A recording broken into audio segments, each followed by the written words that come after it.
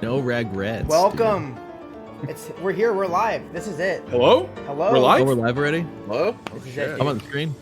Oh. Wait, can I say shit? You can say the word shit. Yes, that's fine. Okay, cool. Yeah, what are the limitations? Yeah, Normal TOS, man.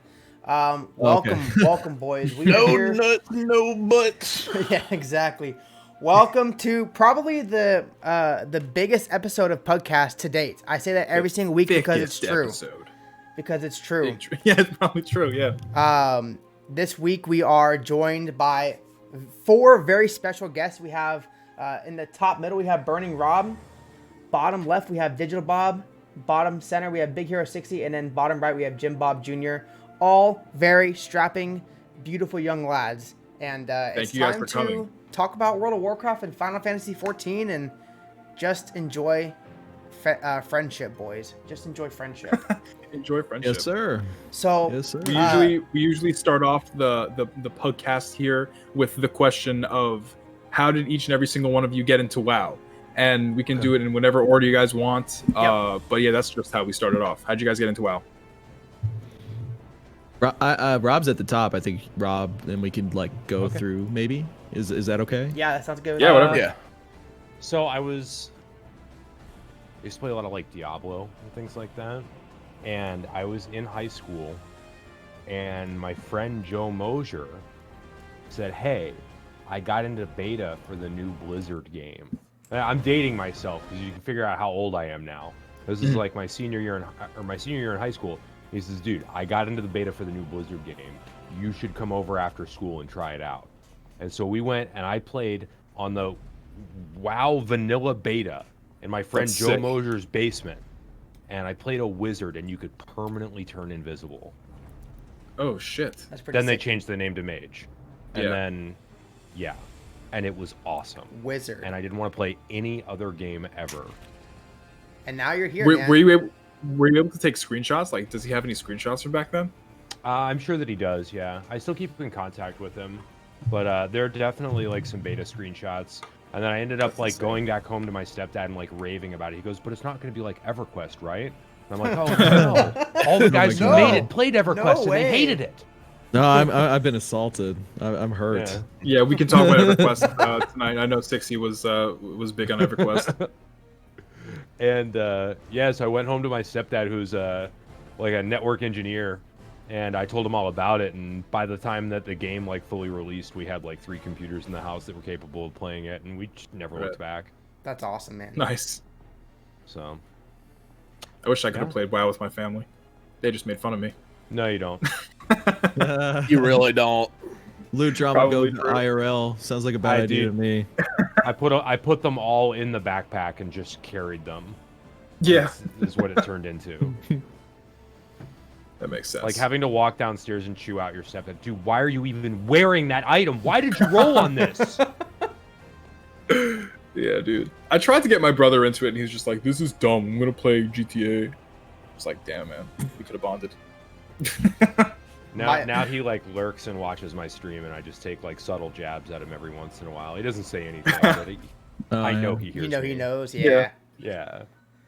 That's Wow. the best is when you take little jabs at someone. It's like, God, this is perfect because you know they won't fight back. Yeah. Yeah, dude. But yeah, I guess it's down to me. I really got into WoW when so there's a little backstory to this. So my granddad, we've been a family of small business owners and stuff like that.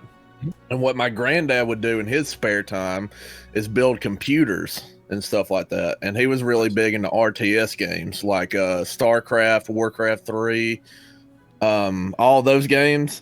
And then he heard about World of Warcraft coming out. My granddad played WoW before I did.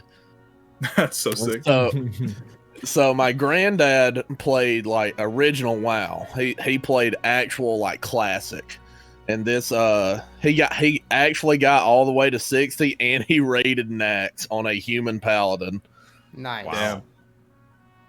Which was fucking nutty. And then I decided it's okay, there might be a little bit of something to this game because I was starting to get into RPGs and stuff like that. I think that I was into what was the game? Elder Scrolls 3 Morrowind, and I wanted to try something Morrowind else. was awesome. Probably around that time, yeah, Morrowind. I wanted to try something else too, and so I decided to start playing. I think it was like halfway through TBC, and I picked up a human mage to play with my granddad. And then there was some loot drama in the guild we were in, and my granddad swore off WoW for the rest of his life. Oh, Oh my god. He's never picked it back up. How old was your But grandpa at the time? At the time, let's see here.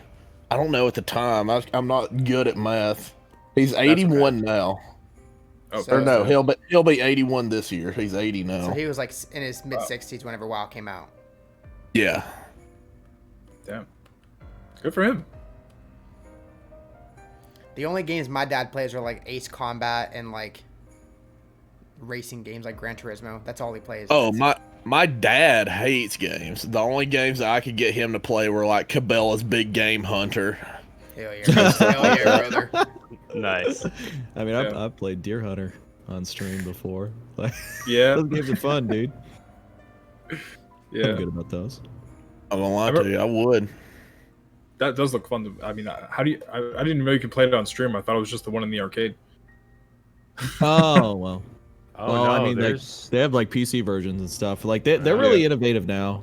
Like I haven't touched one of the new ones, but dude, there's a game. All the DLC is like really wildly expensive for it. But if you have all the DLC, it's called The Hunter, I think. Mhm. Is that the one? yeah. I Yeah, think But that's it. it's like it's sick. Like there's a lot of like attention to detail in that game about hunting. Unfortunately, to get all the DLC is like $300. I may or may Jeez. not have pirated it at some point to try it out, Yeah. but I was missing a lot of the online features. Hypothetically speaking. Hypothetically, yeah. Yeah, of course. theoretically speaking, yeah. You don't true. don't That's true. say that. You say I acquired a copy. Right. True. Yeah, Right. true. Yeah. I was gifted a copy. Yeah, you go into Exactly. great detail about how you didn't do the thing that you just described. Yeah, Right. never happened. Well, I mean, I didn't. So true. Exactly. Yeah. Sure. Sure. JimBob, what about you, man? How did you get started playing WoW, dude? So I got into RPGs, I guess. Kind of, I think someone mentioned Morrowind. So I was playing Morrowind on my Xbox, and what else? Baldur's Gate actually was my first PC RPG. I was obsessed with that. And then I ended up playing Warcraft 3 and just loved the story. So I actually wanted to play World of Warcraft, like since it was initially announced. But I didn't get my hands on it until TBC because I didn't have a computer that could actually run it. Right. And so 2007 is when I started, and I just like leveled alts and fucked around basically, pretty much the entire expansion. And I Same. ended up tanking some heroics. That was as close as I got to end game content. But yeah, that's pretty much where I got started. And actually ended up quitting to play Warhammer Online around the time Wrath of the Lich King came out. So I barely even played back then, and then I didn't. I come remember back I again tried when that I Quit game did during the Legion. best expansion, man. I mean, in my I know. opinion. In my opinion. Wrath is where I Warhammer was hit cool at the peak Warhammer gamer. was cool at the start though. It did a lot of innovative stuff at the time. Just wasn't. I think we can open it up to like what the best expansion question is after we get through the whole WoW introduction. Yeah, 60. Yeah, what about yeah. what about you, man? How did Yeah. you get started playing WoW? I know you're big into Uh, Final Fantasy 14 right now, so I'll try and condense it as best as I can. So I was a big console gamer, so I played console games, and like I had a piece of games like Putt Putt Goes to the Zoo and Putt Putt Goes to the Moon and Pajama Sam and all the humongous games. But I had a neighbor who played EverQuest, and that really got me to start looking at MMOs. And it was actually my friend. I'm like 10 or 11 at the time.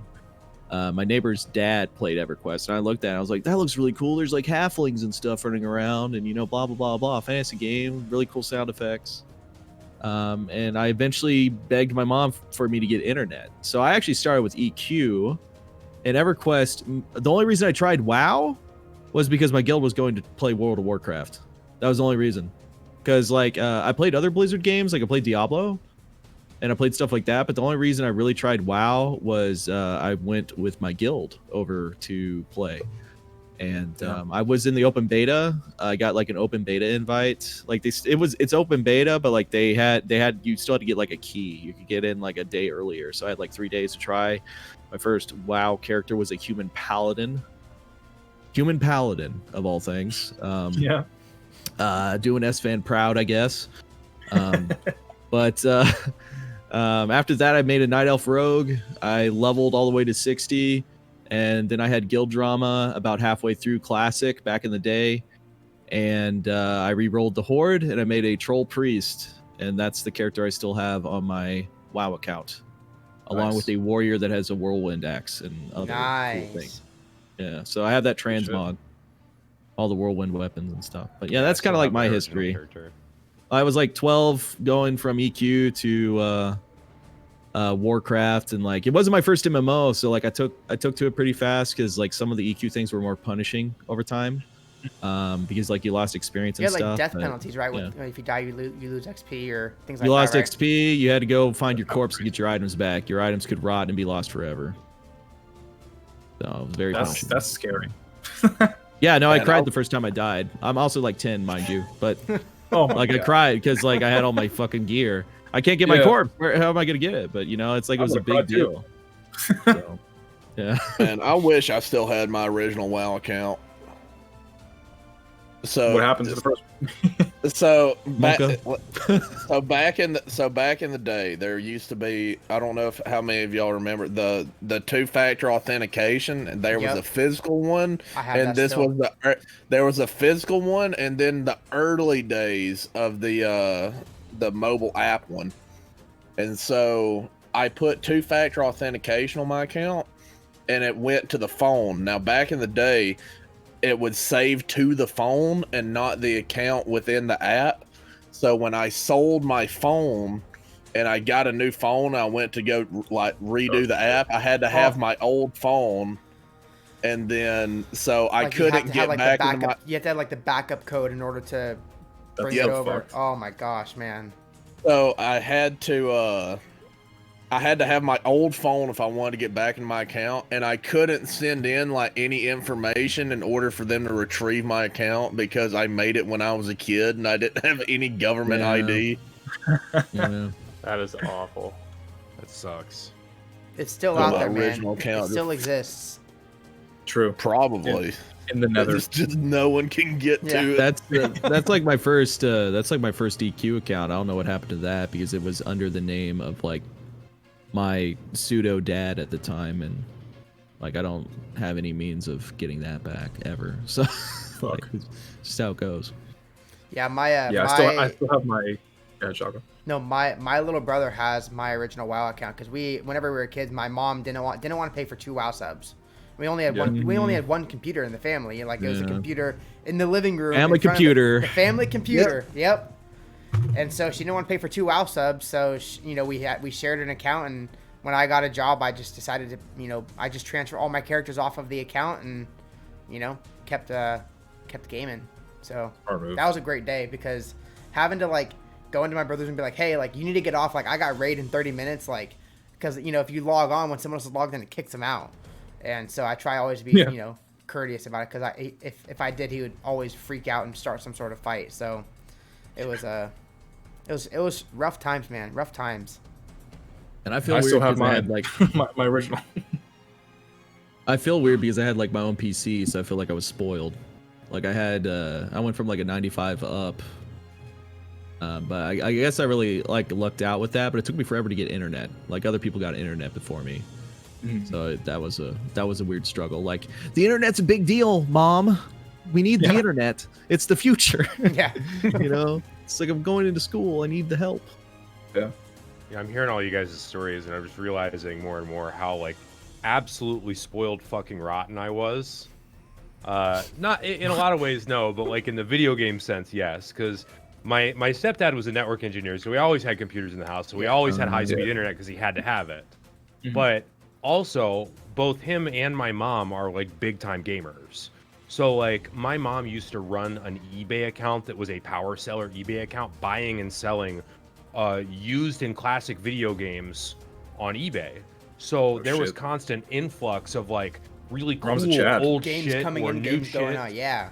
Yeah, new games in, games going out. We would always go around and look for like sales on video games and buy those games and then sell them. And she'd trade stuff with people. So like That's I sick. had weird stuff. Like I had a Neo Geo Pocket Color, which a lot of That's my friends fucking had never cool. even seen. I had like one of the overseas like Game Boy lights that had like the Indiglo backlight and shit before the Game Boy Color came out. Like I was Literal lucky as gamer shit. house, dude. You were Yeah. the original gamer house. Yeah. Dude, I remember we had one Xbox at the time, and my stepdad was getting pissed off that I was playing so much Halo, so he just went and bought a second Xbox so he could play Ninja Gaiden. I remember when my dad bought the PS2 whenever it came out, and he convinced my mom because it was also a DVD player, so that's how he was able to swing the purchase. Because Nice. we didn't grow up with too much. We always had food. We always had what we needed, but we didn't have like crazy expensive lavish lifestyle. And so like it was like he got a PS2 like right when they came out, and the first movie we had was the Lord of the Rings on DVD. Hell yeah. And he convinced my mom by saying like, hey, look, this is going to be the family DVD player, but we never watched any DVDs on it for whatever reason. I don't know why. He was always just playing GTA or whatever, Ace Combat and those boomer games. But yeah, I didn't get into WoW till Burning Crusade, and even then, like my computer was so shitty, I really didn't get into like raiding until Wrath. So, but I mean, I lagged in like the Badlands. I lagged out in whatever, Stormwind. dude. I had a human warlock, and I got to Stormwind, and my computer literally just shit the bed. Like, and I log in, it shit the bed, and I get DC'd or I get kicked out or it freeze or crash. And now that human warlock is just still stuck in Stormwind in the middle of Trade District. I Nice. know exactly where he's at. I just can't get When to I him. when I started, I was playing on the like one of those fat backed Dell PCs, Oh. and then like I was running the game at like 1 to 5 FPS, and I realized didn't this is know so smooth. Like, I didn't know anything, so I'm like, oh, I guess this is just how the game runs. Like I never played a game on my PC on my Dell computer before. And then all of a sudden, I was telling my best friend Aaron about playing World of Warcraft. He's like, "Oh, I've had World of Warcraft on my shelf. If you never played it," I'm like, "Yo, play it. What the fuck?" So then he like officially got it in like BC, and he had an iMac, like the big Mac computer. Yeah. And I would go to his house, and I'm yeah. like, "Yo, what the fuck? Like this game runs like butter. Like I didn't realize that that's how it's supposed to look." Like back whenever And I'm Mac Mac computers were actually good. yeah, exactly. I think I was using that until like Mists. I was using an iMac. I got one. I was using an iMac until like Mists, and then I went to college, and I got a MacBook. And I was playing WoW on a MacBook until a BFA beta when I got this fucking laptop, and now it's shit in the bed, and I'm getting my own PC soon. Nice. That's something that nobody really talks about. I feel like part of the reason why WoW got so big was because it was compatible with Yep. PC and Mac. You could play it on both. True. for Yeah. sure. Uh-huh. It was 100%. one of the The few cross-compatibility games is that a was big deal. compatible on Yeah. Mac. Yeah. Exactly. Yeah. And Like- then like I- some. Go ahead. Oh no, I was gonna say there's like a bunch of other games that I specifically just haven't touched until I got this computer because Mhm. I'm able to now. Like because I was a Mac boy for so long. Like Star Wars, I think up until just recently became compatible with Macs, and Yeah.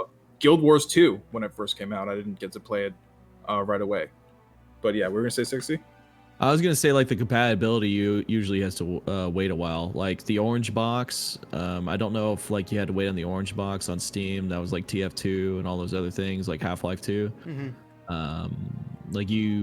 Like they made a Mac version of that, I believe, unless They it was like ported available it at over. launch. Yeah. But I yeah, remember but I that mean too. like that was the reason why I never touched a Mac. I was like, man, I ain't waiting.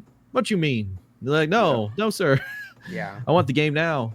So it's like I don't want any compatibility issues or anything, and that's why I strayed away from it. Now I haven't had a good PC computer like ever, in my opinion.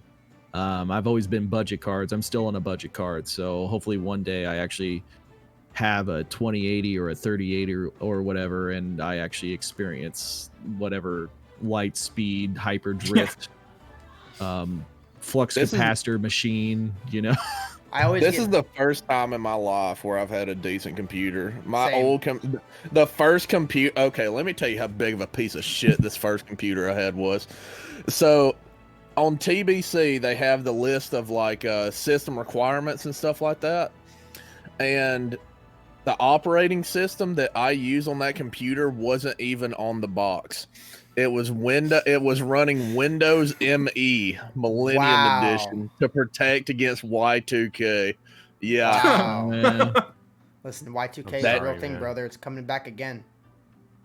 That I actually shit, have that- a. I was just talking to a friend of mine. I just had a friend over, and they were saying that apparently we've been following the Mayan calendar wrong, and we're actually in 2012, and the world is going to end this. The world's going to end this year. Makes sense. Oh, Yeah. makes sense. Yeah. Yeah, So it all my lines up. thought, Oh, yeah. I I believe it. actually don't believe that. So what I think is that the world did end in 2012, and that Oh. the Oh, 8 yeah, years that since version. then we've been living in like alternate reality clown world. That's just where we are now. That's That's actually So true. everything gets weirder and worse That's, Yeah, that works. every day. That works out. I believe that. Yeah, that makes sense too. Yeah. I like So- how we so- collectively agree that Harambe was the cause of like this chain of events. Oh yeah, it's the- yeah, I agree It's with the that too. butterfly effect, man. True. Yeah, man. Yeah, it's true. It just Uh-huh. It just ripples out. The ripple never stops. It's always gonna mess something up. Plus, a lot of people say that Myths was the last good WoW expansion, and that also released before the world ended in 2012. So I think That's- it's related. I made a video. I was recording a video earlier, and I was talking interesting. about Legion. And I'm like, holy crap, Legion came out so long ago. Like 4 years ago, Legion came out. Or Yeah. yeah, no, really, was it 4 years ago? Yes, Um, 2016, Yeah. right? About About 4 years ago. Yeah, yeah. Like that about is. the time. I'll get you the actual date Thanks, just to yeah. be sure. I can but- get you that. Well, I like, took a Snapchat had a 20 filter. 2016, August 30th. It's almost. It's so almost. weird because like whenever you're a kid, like 1 year is like such a huge part of your life. Like it takes forever to get through an entire year. But maybe because we're all getting older, like the year becomes a smaller percentage of our life. So that's why the Almost years 30, just yeah. kind of fly by now. I've heard a reason for that actually. So the reason why like time passes slower is because you have new experiences, so your brain is perceiving time in such a way, and the more that you grow older, the less new experiences that you have, so it's just kind of like running the same routine, and it just looks like time's just flying by. That's super depressing. That fucking feels bad, man. Hey, but at least we have World of Warcraft and other games we can play, right? Like, Yeah. Yeah, not Yeah. for long. Not for long. Anyway, A couple more Um, months. Yeah. we can get Well- into the problems in a bit. But I definitely want to talk about that too. But like, I think also like, I'm just ready for BFA to be over, dude. All right, let's Mark get into says the at fucking least problems. we have Let's get into the BFA. problems, Yeah, dude. at least, true. In 2020, at least we have BFA. BFA is probably the best part about 2020, and it's the worst part about WoW. Man, that's fucking true. sad. It's so true. Isn't that- It is. I just don't understand like how we fucking got to this point. Like Legion was so fucking good in my eyes, and then BFA just like shit on everything. I don't know, Well, man. I think there's a lot of reasons Go ahead. for. So like in Legion, there was a lot of good things, right? Like I actually like Legion a lot. I that was probably the most I played WoW in a while. But I've also realized over the last, like through introspection, that I've been slowly weaning myself away from World of Warcraft because I was We see focused that. on other competitive games. Not just recently, but like Legion, I even played less than I normally play WoW because I was playing, like I had been playing League of Legends for 10 years. You know what I mean? But I think Legion was a very good expansion despite its issues. And then once we made the jump over, like their idea for like these new systems coming in and like reworking systems every time, I think one of the worst ideas was not keeping the artifact. Yep. Because the loss of the artifact was a huge blow to how like a lot of classes worked. Yep. Like Red Paladins had better AoE going into it. I mean, I guess Divine Storm now with corruption and everything is okay, right? Because you're pretty much like, you pop everything forever as Ret and PvE. So you now. think they should have kept it in like as a like a continuous feature? Not dump the entire thing. I think there is a way to find I think the main issue, just to cover all this, is that they dump these systems. They have to work on these other systems to fix the problems that they caused by dumping a system instead of like reworking it in a way to maintain it and push it forward. And the fact that they're using all this development time means other parts of the game lose their quality. It's a negative feedback loop. And you can't necessarily add new things either. So like I don't want to be the FF14 shill, but I kind of am. I think at this point we want to hear all about it. But I think the social aspects, they're able to work on those social aspects in FF14 because they don't necessarily rehash everything in their development cycles. And also, I watched a documentary today, like the Japanese development, like their idea of how the development goes is way different than the Western style with Activision and Blizzard now. So I think there's a lot of issues. But like, if somebody else wants to talk, feel free, because like there's a lot of problems. Well, and I will say this. I think there are some good things in Shadowlands. I'm not a negative Andy. No. But, I think Shadowlands is going to be a good expansion. I don't think it's going to be great by any means, but I think it's going to be good. It's going to be better than BFA, just from what I've seen and what I've played so far. I've only played a little bit of it, but just so far it is better than BFA. I think Covenant is really going to be the thing that holds it back. Just not letting people swap around or do different abilities or whatever. I think that's the only have fun. The only thing much power is tied to the Covenants, and like the fact that they don't just let you like change it willy nilly, like it makes no sense to me. I want to have faith that they're gonna let us swap, but the only thing that's been like that I've been kind of like frustrated with like for the past week is like watching them look at our feedback and be like, okay, fuck you.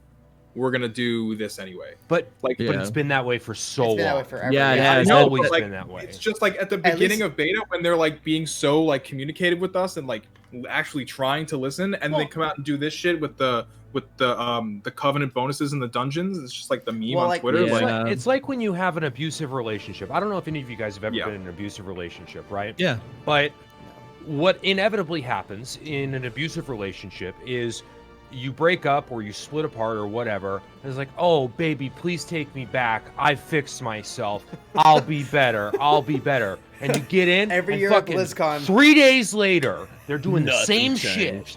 Absolutely nothing changed except the way that they got you back. And the problem, I feel like, I play more classic than I do retail for reasons that will become very obvious in just a few moments when I finish talking. It is because I feel like organizations like Blizzard, companies, military organizations, any organization with like a top-down leadership cycle, for the most part, tend to take on the aura of their leader. If they have like a figurehead leader or something like that, and in this case, it's Ion, and I don't like Ion. Because I think the number one thing that's wrong with the classic community is the elitist, meta slave ideology that's all about number crunching and all about, what is mathematically the best option for you. Yeah. And Ion, go figure, was one of the leadership members of the most elitist, both in name and in actual activity, guilds in the entire fucking world. Okay, he was one of the leaderships of Elitist Jerks, which was, if you guys aren't aware, back in the day, for all the viewers, Elitist Jerks was a very, very high-end World of Warcraft guild in vanilla, and they ran a forum called Elitist Jerks, which was where you went to get all the theory crafting. And these guys were like big fucking gigabrain nerds. And when you take that guy and you build him into your culture of your game, you can look over time as at the places where Ion has had his little greasy little fingers in the gears of the machinery, and you can see where it starts to change. For example, I don't know if you guys know this, Ion's first encounter he ever designed was faction champs in Trial of the Crusader. Back in Wrath, here's the first thing. Who actually liked Trial? And who actually liked that fight? Because I thought Trial was bullshit in Wrath. Nope. I think most people did. I don't know. Draw was decent. I like the 5-man. I actually like. I thought the The 5-man dungeon was was fun fun. because I was Dungeon like, was fun. 5-man was fun. Yeah, I'm a dungeon was knight, fun. but the raid, I was just like, dude, this is definitely filler content. Yeah. Like, Totally. And more to my point is later on, as you see his role get bigger and bigger and bigger, his systems and the design philosophy that has been perpetuated by him has been one of mathematically there has to be a best option, and eventually at some point it all just becomes a numbers thing and not a flavor thing under his rulership or Very under his fucking rule. And it doesn't feel flavorful. All the classes have been homogenized for balance reasons. No class feels like really different than one another. True. Except in They're certain all specific builder cases. spenders for most DBS are just builder spender. Like that's Yeah. yeah, no, it's either awful. builder spender or first come first serve. It's Yeah. so bad. Personally, though, I blame like Chilton more for that. That's my slightly more optimistic take. Is that maybe Ian is partially to blame, but at least from what he said, and Shadowlands is the first expansion that like started under him being in the role that he is now.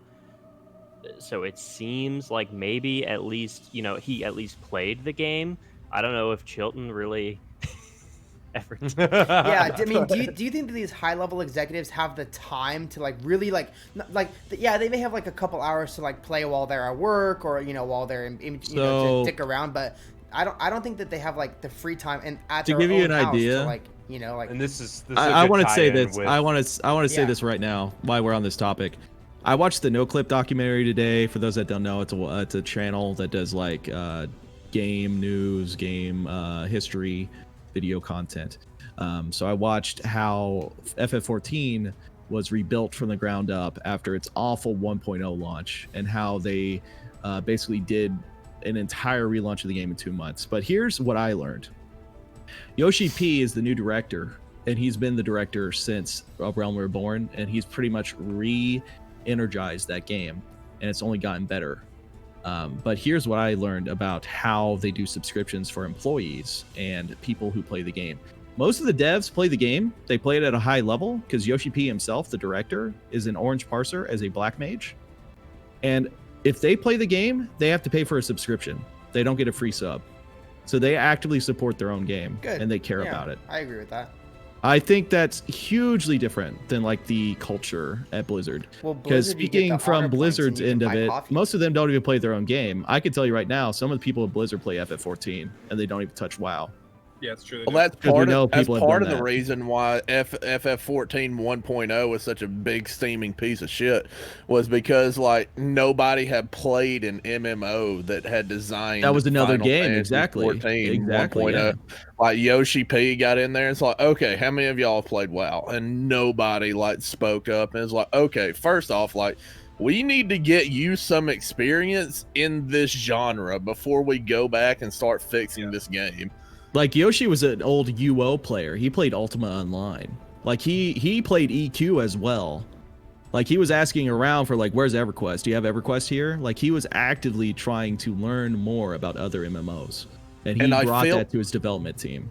I feel like part of that mentality needs to bleed over into Blizzard. Like we need to have like these people who are in charge of the game start playing other MMOs, like FF14, like ArcAge, BDO, Guild Wars 2. Let's see what we can get from these. Let's see what like things that people enjoy about these other games and bring them into WoW and see how we can incorporate them here.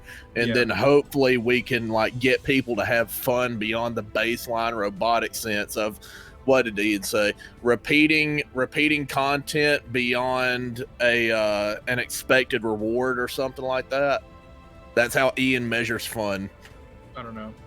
In Yeah, reward I'd mentioned structures. I'd mentioned it to Maximus because he's he's been playing Final Fantasy as well, and like we were just talking about like the differences between the game and WoW and everything, and I realized I'm just like I feel like Blizzard doesn't really try and compete with other MMOs. No. Like I feel like they just know that we're all just gonna be fucking sucked into this game no matter what, and any other MMO that we'll play, we're just gonna go back to WoW. It's and the they know sunk that, cost. Well, and it's they don't have to the- change. Too many people. I think too many people are afraid to move over. Yeah. Or try Oh something yeah. new. I'm. Or they don't have that's- time. That's one reason I mean, why that's I'm another like thing, hesitant but- to like try Final Fantasy 14 is because one time, like normally I work a full-time job and I'm about to have two Yeah. kids and wife and family and I gotta do all that kind of stuff, right? And so like my only got time to really play games is when I'm streaming. Like I really don't play off stream because I don't have the time to. I'm doing other stuff, right? I'm painting a nursery or I'm fixing a hole. Oh in yeah, the wall or congratulations! whatever. It looks good. Yeah, I thanks, saw your man. photos. Yeah, congrats, dude. Thanks, I hate man. painting. I'm proud of that. I love it. Proud of you will doing say, that, dude. I will say this: if you have thought about trying Final Fantasy 14, as far as like the time scale in WoW and the time scale now, there is no better time than right now to try FF14. Because why are people grinding WoW right now? It's either A, to grind gold for the next expansion, Or B, mounts to or grind transmog, corruptions, which are confirmed to get yeeted in the next pre-patch. Yep. So there's no reason to do that, or to like clear mythic content if you haven't already done that. But beyond that, there's no reason personally for me to play WoW right now. Yeah, some people do mounts. I respect the mount farmers, but I Yeah, don't the like doing mounts so. too. I don't As know. far as FF14 goes, they just recently revamped their free trial system. So they've streamlined the level. Your free trial in Final Fantasy 14 is from 1 to 60. That includes base game and the first expansion. And that's all free.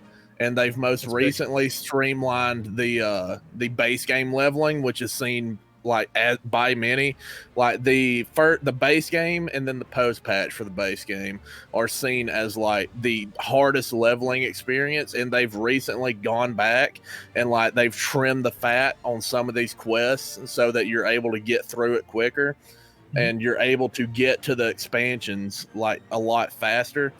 And the more that you go on, like it just builds and gets better with every expansion. The story's actually really good too. Yeah, Yeah, I got really hooked in. I streamed 14 hours because I didn't want to put the story down. I was watching your stream and I'm like, oh, they actually have like cutscenes and like storytelling. It's not just like you don't just get story from reading the quest text. Because I mean, me personally, I don't read the quest text. I just kind of go wherever I have to go to on the map, and I just kill the 12 boars and loot the corpse and bring it back. I wish that they would do that with WoW, where they would go back and put in like more dialogue, voice acting, and cutscenes whenever into like the leveling experience. But like that's just a lot of fucking work. So it's actually good. I like that they're bringing that into Shadowlands. I don't You know even what I care mean? if Like- they do it in WoW, because the problem is your character is never going to be the actual hero in WoW. Yeah, what are it's you a talking writing about? We're thing. You will champions of always Azeroth. be. We're not the champion.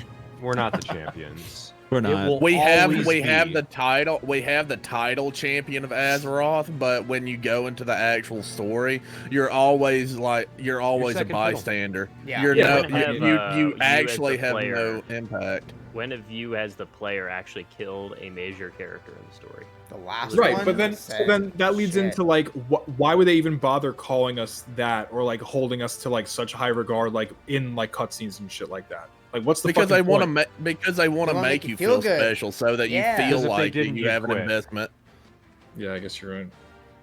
I don't know, it's fucking In cringe. FF14, on the other side, like you are the warrior of light. You're this big ass Chad monster about to go fuck ass. Like Yeah, it's but at the completely different. same time, you're not the warrior of light. You are a warrior of light. Yeah, there's Right. other warriors. Yeah. Yeah, that's It's making And- clear No, it's that there not are just other people you that have being- similar abilities. That's Yeah, I like that take, because in WoW it's like you are the Ashbringer. You are like, but there's the Joe Schmo next to me. He's also the Ashbringer. So like, I thought there was only one. Like.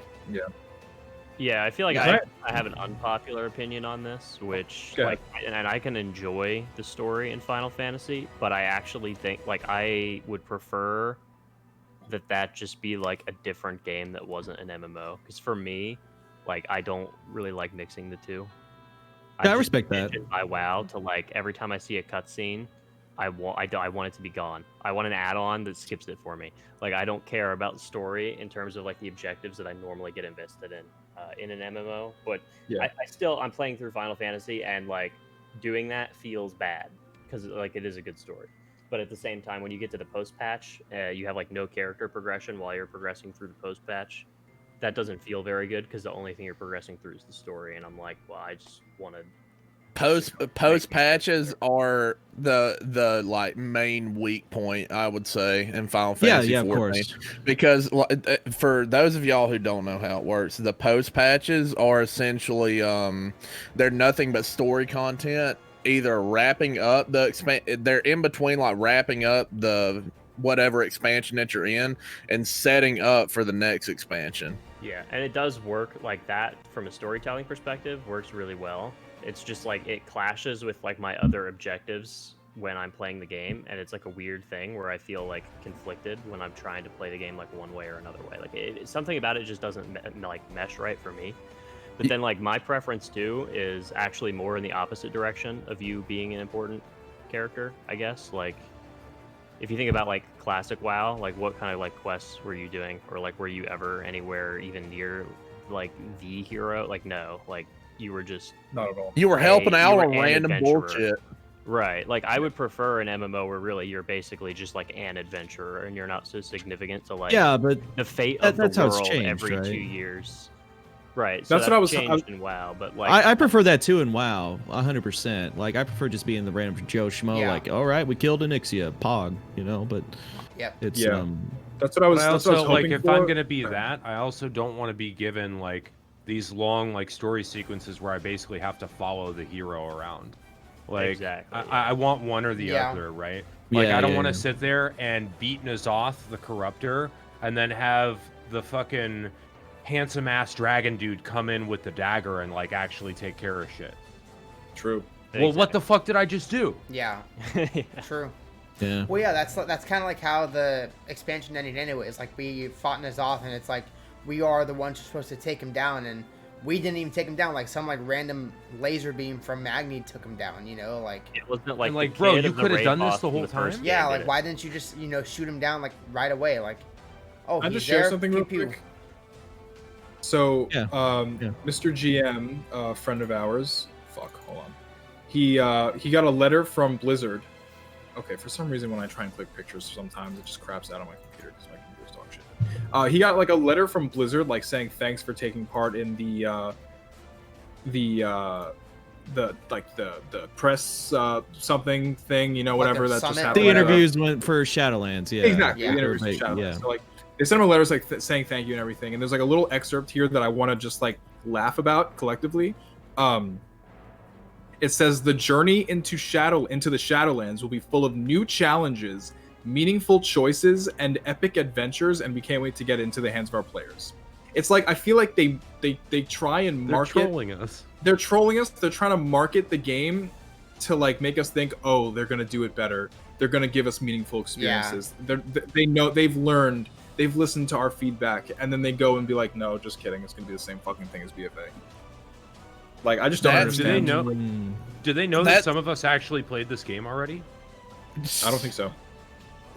They probably looked at the people that gave the beta and they opened Twitch and they're like, oh, they're all playing Final Fantasy. I didn't even do it. We can send them whenever we want. Exactly. I got like oh, that's weird. They're not I- playing Shadowlands I got beta. beta.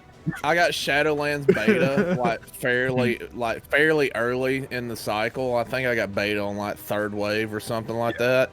I same here. played one time with 6 in like 2 dungeons, and then 6 is like, all right, well, resub to Final Fantasy. I'm like, all right, well, let's get it. And I haven't touched beta since then. Wow. My wife has played more Shadowlands beta than I have. She did the new character experience, the leveling up experience, and I just did like an hour of questing and like an hour of like the starting quest or whatever, and I was like, yeah, I mean like it's just WoW questing. Like I don't you know, like nothing's gonna be new or innovative here. I'm just gonna wait till the game comes out and just rush through the content so I can do the end game stuff. Like that's Yeah. really all the story is. Like let me just get to the end where I can choose Maldraxxus as a DK because that's like that's one that I want to choose, and I'll just play from there. Yeah. Like let me just do what I want to do. Can I feel ask you like, guys? Oh, go ahead. go ahead. Sorry. Well, I was gonna say I feel like I'm the agent of chaos because Bob mentioned me like, well, just resubbed. I've been wanting to do this for a while, everybody, and the only reason I've stuck with it and realized I enjoy the game is because I got a lot of people to try it with me because I tried it actually in March or so, and I enjoyed the game, but I was alone. That was the problem, and I didn't keep going. Me, JimBob, Six, and Rob are all in like a big group DM for D&D, and I was talking to Six. I was like, "Man, I'm thinking about resubbing to Final Fantasy 14," and Six was like, "Man, I just want to play Smite." I was like, "Well, Smite sounds like a good idea." I was really distraught for a while, and then I was like, "Okay, whatever. I guess I'll play Shadowlands beta." And then Six messaged like, "All right, well, resub to FF14." I'm like, "All right, well, yeah, here we go." Yeah. Speaking of the leveling too, though, I actually tested that out on a PTR, because I think I may have made the person who maybe given me beta not like me. So, what do you mean? If you want to go, I made a video of me opening and closing the BattleNet launcher, with like sad music playing and a picture of Drake crying as my desktop wallpaper. I think I remember seeing that actually. Yeah, and that was like my second attempt. It was like, okay, well, it's been over a week and I haven't got a response to the DM, so I guess they get that all the time. I'm sure nobody hates you for that. I'm just gonna tweet this at him now, and I'll either be blacklisted or it'll work, and it didn't work. I'm afraid they're gonna get beta away every time I open that launcher. Yeah. But yeah, for real though, so I tested on the PTR, just like Exile's Reach and the leveling, and I was surprised at how much better it actually feels. Much better. And like the character progression aspect of it actually feels good. Like it feels good enough to where I would level alts instead of boosting them, and I didn't think that I was going to say that. So Well, now you can level up so fast. There's the financial cost to boost is no longer worth it. Like. You might as well just spend a couple hours and level. I still think it wasn't worth it, by the way. No, yeah. I still don't think it was worth it. It doesn't feel bad anymore. Like the reason I did it before is because it wasn't just like kind of a chore or kind of boring. Like I fucking hated it. Like in BFA right now, I can't stand to do it. Yeah, no, I'm waiting till pre-patch to level up right now. I think in this quarantine, I think I've leveled 2 alts to 120, and once I got to level 60, like regardless of the fact that was once the max level before, I just felt like I should have been done. And I really didn't want to go to Northrend. I didn't want to go to Outland. I didn't want to continue. Like it took me long enough to get to 60. I just felt like so tired by the end of that. I'm like, why do I have to keep going? I kept going. I'm like, this is an AIDS game. I either got to get ganked by some rogue in Hellfire Peninsula, or I got to go to Northrend and do the questing over there. Yeah, and then it's like, then you got another expansion you can do. You want to do Wrath, or you want to do Cat, or you want to do Mob. Then you got Warlords of Draenor, which takes 30 minutes. You do one zone in those expansions too. You get enough XP to go to the next one. So you're just like doing like.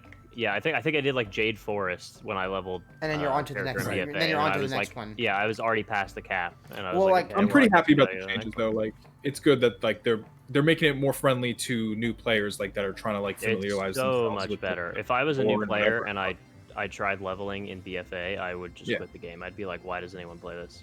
Well, yeah, I mentioned it before. Like, I have a real life friend who I tried to get into the game, and he bought it, and he got into BFA, and I was like, oh, don't boost your character level from level 1 so you can like learn. And he's like, I'm gonna boost my character, and he fucking boosted a 110 shaman, and he started leveling in BFA. I'm like, oh, okay, fine, I'll just like teach you the basics from there.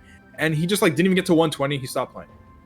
Yeah, WoW to a new player is super intimidating because of how many levels there are, how long the game's been out, the community around the game. Like, everyone knows everything about the game already, so whenever you're a new player, you're like, well, I don't know fucking anything. So when like nobody knows who you are, nobody knows that you're a new player. I think there is going to be something. I saw it on WoW, and I don't know if it's like been confirmed for Shadowlands, but they have like a mentor system, which they should have added a long fucking time ago because the game's old as shit, and like they need to have those systems where like you can learn the game from somebody and not feel like you're hurting the group, like I wonder if they'll give like rewards to those people like in game. I would hope that they do. I mean either gold or Final Fantasy has that, and they get rewards for it too. I would sign up. What about like discounted sub price? I don't know if they do that. I feel like everybody would fucking do it then. Yeah. Yeah, but see, here's the issue. It's like you have to have people who are good mentors because some people aren't meant to teach or coach. Some of these people are jackasses. Like they True. literally tell you, and some of them tell you the wrong information anyway. That's the main problem. Because Final Fantasy 14 has the same issue with the mentor system, but what I've found is that the communities are drastically different. And I'm not talking about the Twitch WoW community, because the Twitch WoW community, like us in this call, are very, very cool people. Quissy, Asbin is a good guy. McConnell. Anyone who's been on the podcast I'm gonna is good. Max, everybody's good people. S fan, like everybody that I have met and talked to and interacted with have been good people. Yep. In the WoW community. But what I found in FF14 is that the viewership is also incredibly nice and incredibly helpful. And I have never experienced that in World of Warcraft in a long time.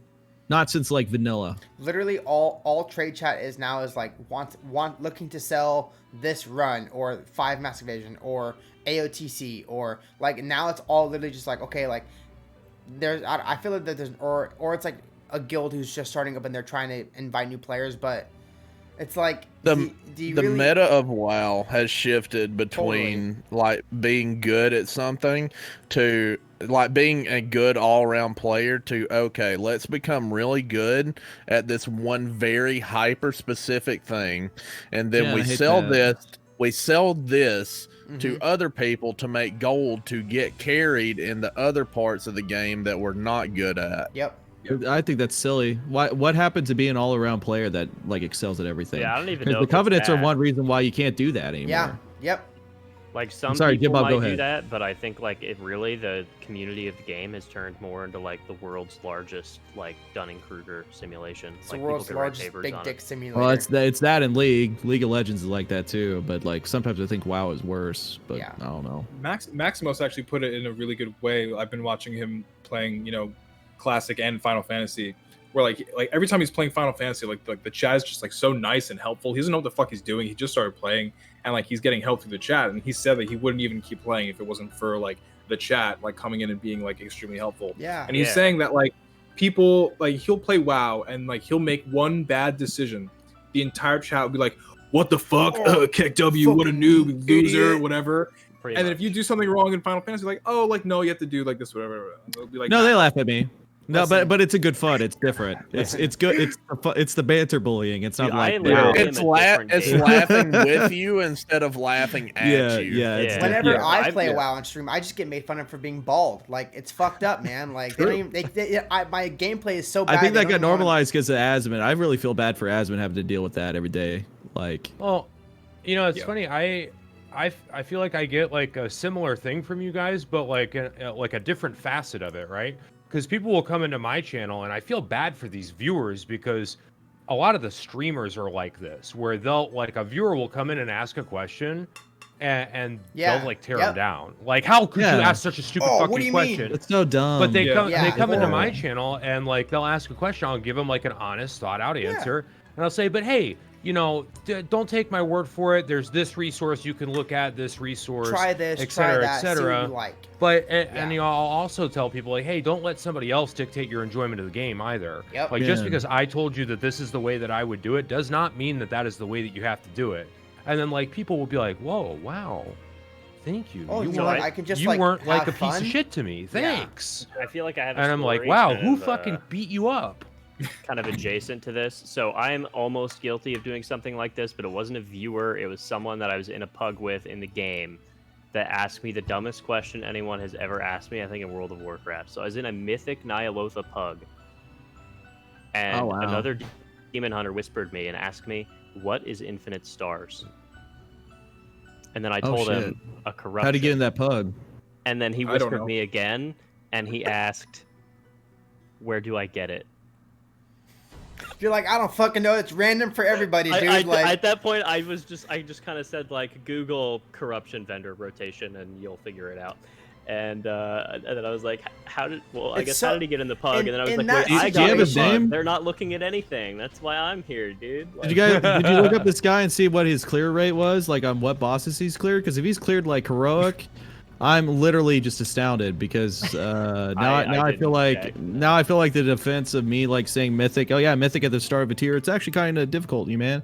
You know, like I have these notches in my belt, and now I just feel really bad, and I feel like FF14 ultimates are harder now. Because if that's the caliber of player and a mythic pug, like I don't know. To be fair, we didn't kill any bosses, and then the raid leader was like, "Okay, we're gonna go to heroic," and then I was just, What's a corruption? "I'm leaving." Wait, you mean I have to? To be fair, what is a corruption Wait, really? what Yeah. do you mean Heart of Azeroth? I don't have that. I don't have my. What is that? I've been pretty Yeah. out of the loop with 8.3. I've just been so checked Listen, out. man, 9.3 is going to be didn't really miss good. anything. Trust me.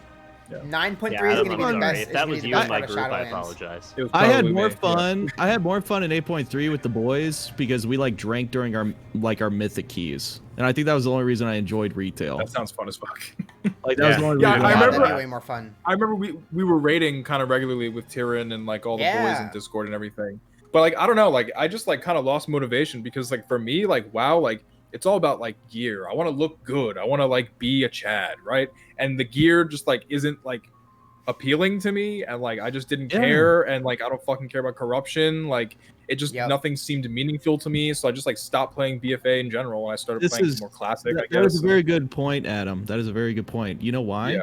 Why? Because in classic, the gear means something because you can't transmog. Exactly. Now, here's an idea. Exactly. What if you couldn't T-mog the tier that you're going into, and you actually make Yeah, the we talked about this. Yeah, Yep. meaningful. On what was it on Yeah. on Tyrion show? Rob was talking about this. He was Yeah. saying Yeah. like if you can't where transmog, that's where you guys talked about that. Yeah. if you can't transmog But the current it's, tier, it's- then like it'll you're- never happen though. It'll just No. never fucking happen because everybody, all the like, I was about to get toxic. do it. all Age. of the little crybabies are gonna be like, I want to transmog this into my, and like Blizzard will be like, oh, okay, fine. You know, Well, like that's I just think how the it real is. reason they I can't like get rid of it transmog. is because the core I do gameplay too. isn't fun for casual players anymore. So the only thing for casual players to do is collect shit. Collecting.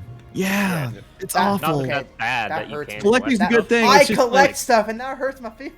Here's a No, weird I'm thing. saying, like, Here's a weird I fucking. quit Go ahead. Kata because they ruined the casual leveling experience, which was the content that I enjoyed when I was young Yeah. and I first started playing the game. And then they just completely fucked it. And then I was like, I guess I'm done now. I And quit they Kata never because brought that back. And now the only thing for casual players to do is like collect pets and fucking I don't mounts do and pets. I just do transmog, and it's transmog lame. amounts.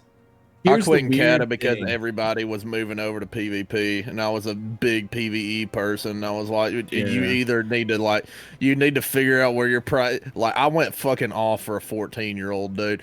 Like I was like, you need to get your priorities straight and decide what you want to do in this game, or else I'm fucking leaving. Get your shit together. Yeah. Here's the weird thing. I don't give a shit about collecting anything. There's a few mounts I like in WoW. Like I like Invincible. I don't have Invincible, but I don't really farm it either. It's like that's a cool mount. Cool. I could get it someday, Maybe but I I'll don't care get it about one farming day. it. Yeah. That's not why I play WoW anymore.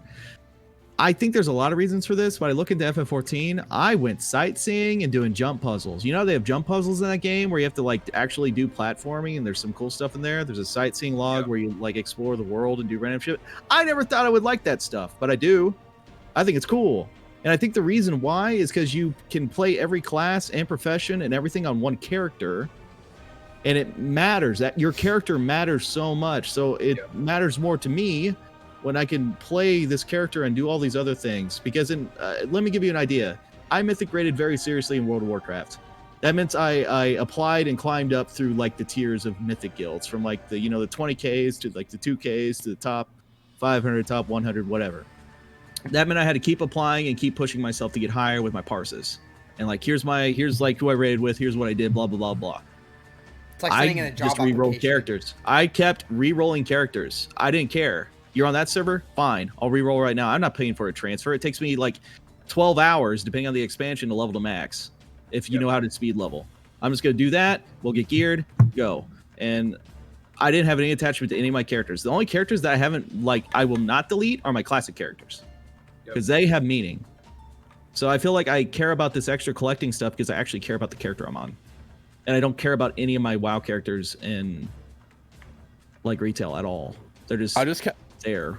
Yeah. I kind of want to loop back to the transmog thing. There is one glaring solution to transmog that would fix the whole thing. Take it away. Make your sets good enough to where people don't want to transmog them off. True. True. The Legion sets were very good, and then you go into BFA and you look like a fucking dumpster. Like Well, they got rid of the sets for one. They got rid of tier yeah, set they got rid of bonuses. tier sets. Well, the Shadowlands gear looks fucking amazing, It and does, like they said that yeah. they're gonna bring back the class sets, so that's gonna be interesting to see how Thank they're gonna God. theme that. Yeah, thank fucking God. Like that was like my whole motivation of playing the game. Like I want Believe to it when I like see feel, it. yeah, I want to look the way I my class is, right? But yeah, I will believe it when I see it. I was actually talking to Sid yesterday. I hopped on the beta and we had a little quick chat about fucking just Shadowlands. Would you guys be happy if they delayed it? Yes. Yeah. Yes. Yeah, because it means Yeah. that I have a higher likelihood of being able to take time off and probably more time off to play it when it comes out. That's the only reason I Yeah. fucking I want care. them Here's- to change more things personally, but 6 delaying months. is a good thing. Here's my big Yeah. brain plan, okay? My baby's due in November. I'm still on furlough, right?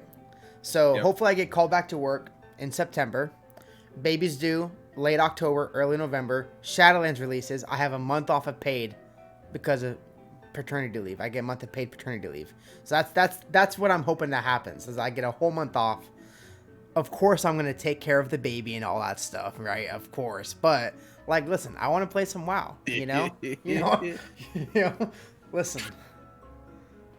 Yeah, Rexy, I think Rexy actually said something in chat too. If they delay it to make it better, if they delay it and they actually continue to, if they delay it and they like they actually listen to what people are like submitting for Yeah. beta, and they actually like continue to do that. But if they like just delay it and say that they're making it better, but they don't Here's- actually like listen to feedback or anything like that, then like what was I the think fucking the- point? Here's the thing problem. is- What's up? Sorry, go ahead, Oh, JimBob. I was just gonna say, like, when's the last time Blizzard has delayed a game? Have they even delayed a game since they were Burning Crusade. like merged with Activision? Burning Crusade. Right.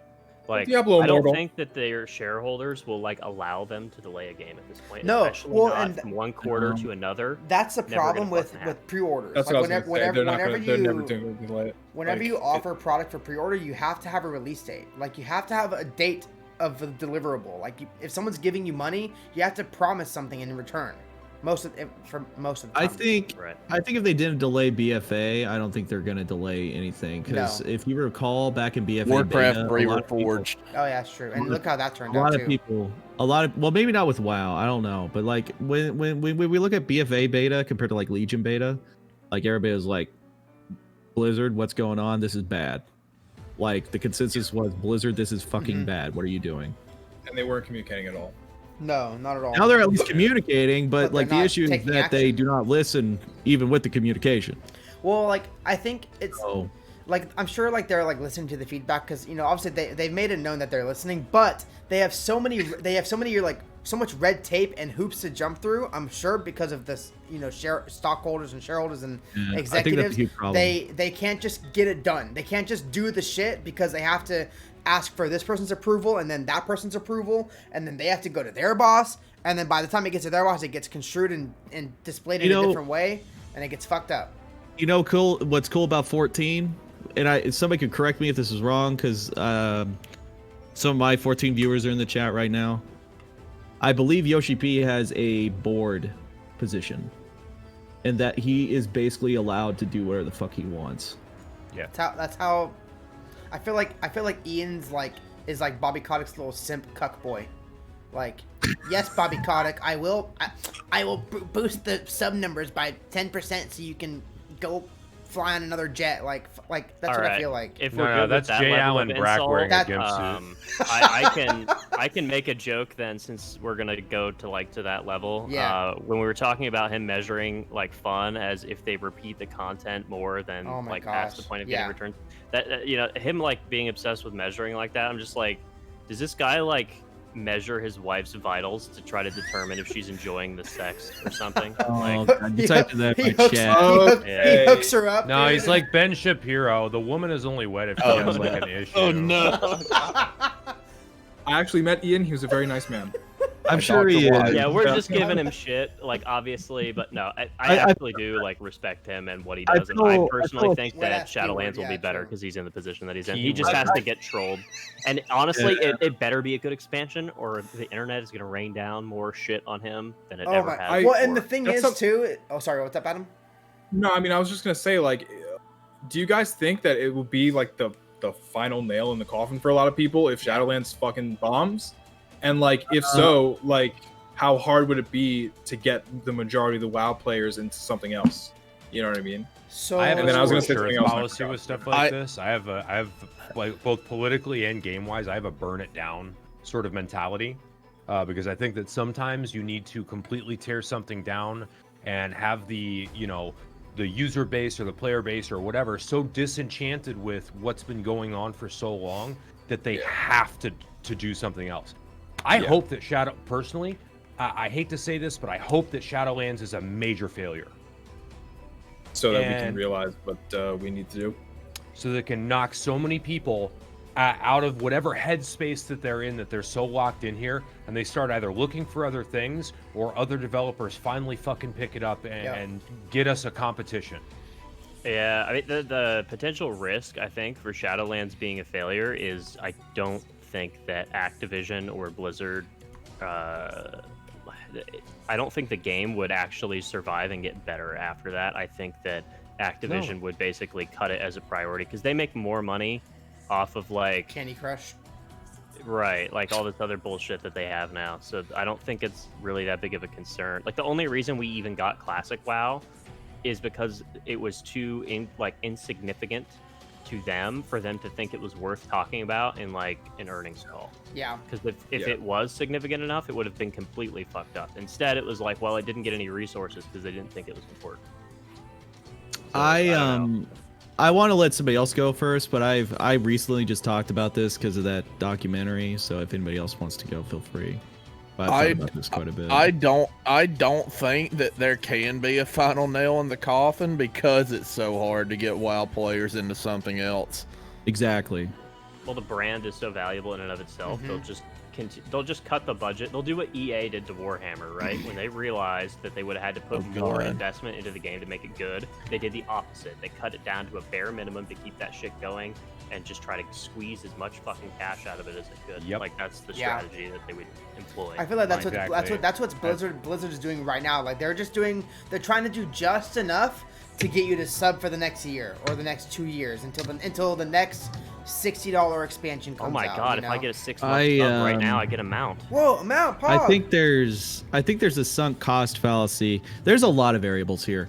I think it's because of Western design philosophy and some game companies, especially with shareholders affecting like your decisions. Obviously, that happens everywhere, but I think that a lot of game companies are slowly going downhill. And like when you think about good game companies, who do you think about? You think about CD Projekt Red, Bungie, with The back Witcher. in the day. Hopefully, Cyberpunk will be good. You think Devolver. about Devolver. yeah. Devolver. Fall Guys. I would argue Square is still like in that, even Yep. though that's like I think Square really tries to do well. There's been some flops, there's been like miscommunication, but I think overall they try to do very well. I mean, even Nintendo, honestly. Nintendo, has a good especially reputation. Nintendo. I think the issue is people stopped caring about the reputations and they care about the money line. Like WoW might be going towards a Call of Duty-esque release cycle. If you like Call of Duty, please. I respect games. If you enjoy what you enjoy, God bless you. But like they release the same shit and it's just a money grab. Same shit, different But that guns, being different said, theme. you also have this great change in the game development cycle. I want you to picture World of Warcraft Classic. The boys that came over from EverQuest to make WoW Classic, they took the things from EverQuest they liked and then tried to improve it to make Classic. They moved forward. They innovated. They kept making things, kept trying to improve things over time. Then you got to a certain midpoint where the ego phase started. You know what I mean? FF14. Picture FF14. They failed horrendously. We talked about this before. They were designing games because they haven't played other MMOs before. They only played FF11. FF11 was it was made in Japan. That was Japan's first MMO. Yep. A lot of people did not play EverQuest. A lot of people did not play UO. A lot of people did not play the other MMOs, even Warcraft, EverQuest 2, Fly for Fun, all these other things. So instead, they were stuck in their own mindset. They broke that mindset. Yoshi P came in, saved the day, made people try new things, innovate, really rallied the people. And I think when you have someone with that strength and dogma and potential to really bring people to create something, then he is the driving force that really gets people thinking, really gets people trying to make a good game. And I've only heard of this guy recently, but I am so impressed by this developer because he makes me think of the developers that made some of my old favorite games because of the passion he has. And that's what Blizzard really gets used me. to be that company. That was the American version of that company, essentially. It actually, I know this is like a very stereotypical thing to bring up, but it's like that's a trend not even in games, but that's like, I mean, a bunch of people have talked about it, but I feel like the Steve Jobs quote, like paraphrase it, was something along the lines of like, once the sales and marketing people have more sway in the company versus the product people that started the company to begin with, they just completely fucking ruin everything. And then, Yeah. like it ultimately is what kills the company because like they don't care about actually making good products. Yeah, they And just That to your has to be the point- number one objective. To your point, the original WoW design team was definitely that type of group of people. I mean, I talk to Kevin Jordan all the time, and he tells me that, like, you know, one of the main driving factors for us was all the shit that we hated about EverQuest, and we never wanted to go through that bullshit again. So we made a game that was all the things we liked about EverQuest with none of the bullshit, and then kept trying to make it better. Yeah. Because we played our game, and we liked it. One thing I think that WoW does a really bad job is obviously, like, you know, systems is definitely WoW's weak point, right? They always add new systems instead of continuing and like just like slightly changing the current systems that did work well. Every expansion is a new set of systems, and they basically scrap everything and then they start new. They basically reinvent the wheel every 2 years, when the wheel worked fine from the beginning, but now they're like, okay, well, now let's make it a square wheel, and now it's clunky and it doesn't work, and you know, like it only works in certain situations, and then they go, oh, well, let's try a triangle now, and like they should have just kept the circle and just made it a little bigger tires on it. and put tires on it, or that's an excellent made it a little bit metaphor for wider, or you know, like that kind of, you know, that Like that my kind opinion, Bro. honestly, like World of Warcraft has given me the opinion, and I feel like this is probably just true for games in general, that systems are bad. Like you should have just as few systems built around like your core concept as possible, because the more you put on there, it's just like a bunch of cruft Bloat. and shit. Especially a game you're trying to maintain like this. Yeah, it's terrible. Like they need to actually, and I feel like that way almost about like fights in WoW now too. Like I feel like they have actually stripped away mechanics from the game itself, so they have to pile mechanics on to fights to the point where it almost feels like I'm playing a cooperative rhythm game instead of an RPG sometimes. Like Sometimes I just want to. Sometimes I just far want to as the sit there and loot- just fuck the boss up. As far as the loot systems in WoW right now, like this shit is worse than Vegas, and I came out of Vegas $2,400 in the hole. Imagine not being able to use master loot in a group you put together. Okay, so let me put it to you like this. Imagine you went to a casino and there was a game to where you have to play a slot machine, a roulette table, and blackjack at the same time. Yeah, and that's essentially what it is, because you're killing a boss. Is like, okay, let's roll and see what piece of gear do we get. Okay, we got the piece of gear. What kind of corruption are we getting? Okay, we got the corruption. What tier of corruption are we getting? That's literally three systems on top of each other for one piece of gear. Also, does it have a tertiary? Does it have a socket? That's socket, two more. the fucking That's two more on top of that. That is something. Losing its flavor along the way. It's like Maximus just said. You guys don't like parlay bets? It's essentially a Vegas parlay bet with nested probability. Like if X happens, then we need Y to happen, then we need Z to happen. That's why win tip off, double, win by 6. There's one good thing about Shadowlands that I do like, specifically, is that, and you guys talked about how you didn't like this, which kind of surprised me. I actually do like this. That the mythic chest, you can do more things and you have more options to pick from instead of just a straight one RNG item. I like. So for melee, we're hunting a Getaku right now, right? For the best Getaku in the world. well, at least you got multiple more chances to get that Gedeku. I mean, that Well, I think you at only least get a little one bit of the item quality of life. from all That's like 9 saying- tiers. You only get one item. But it's still better.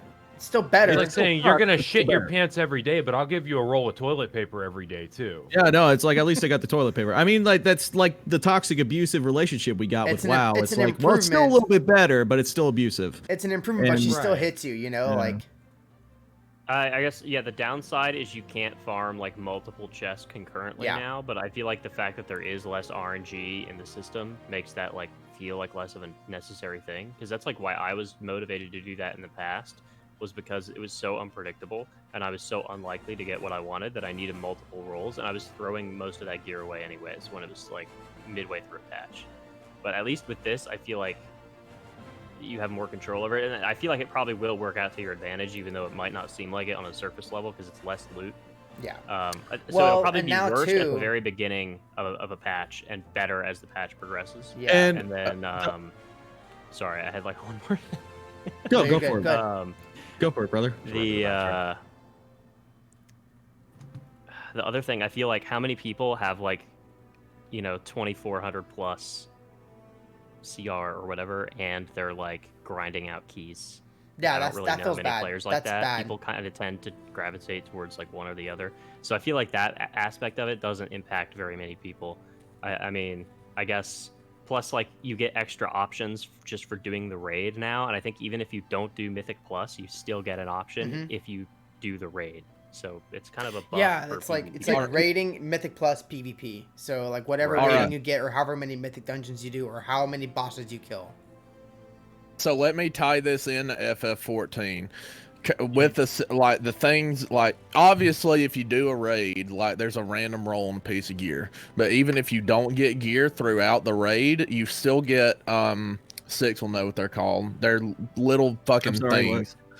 The things that you get in raid, they actually give you something to where you're able to turn. They're just tokens. You could tell them tokens. Yeah. Yeah, tokens. It's just currency. So Yeah. you get like tokens from doing the raid, and you can collect enough of those tokens to be able to trade that in for a piece of raid gear.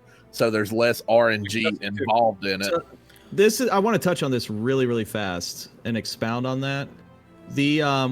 So like I understand why Rob doesn't like the chest. I actually think, let's ask, why do we even have the chest at all?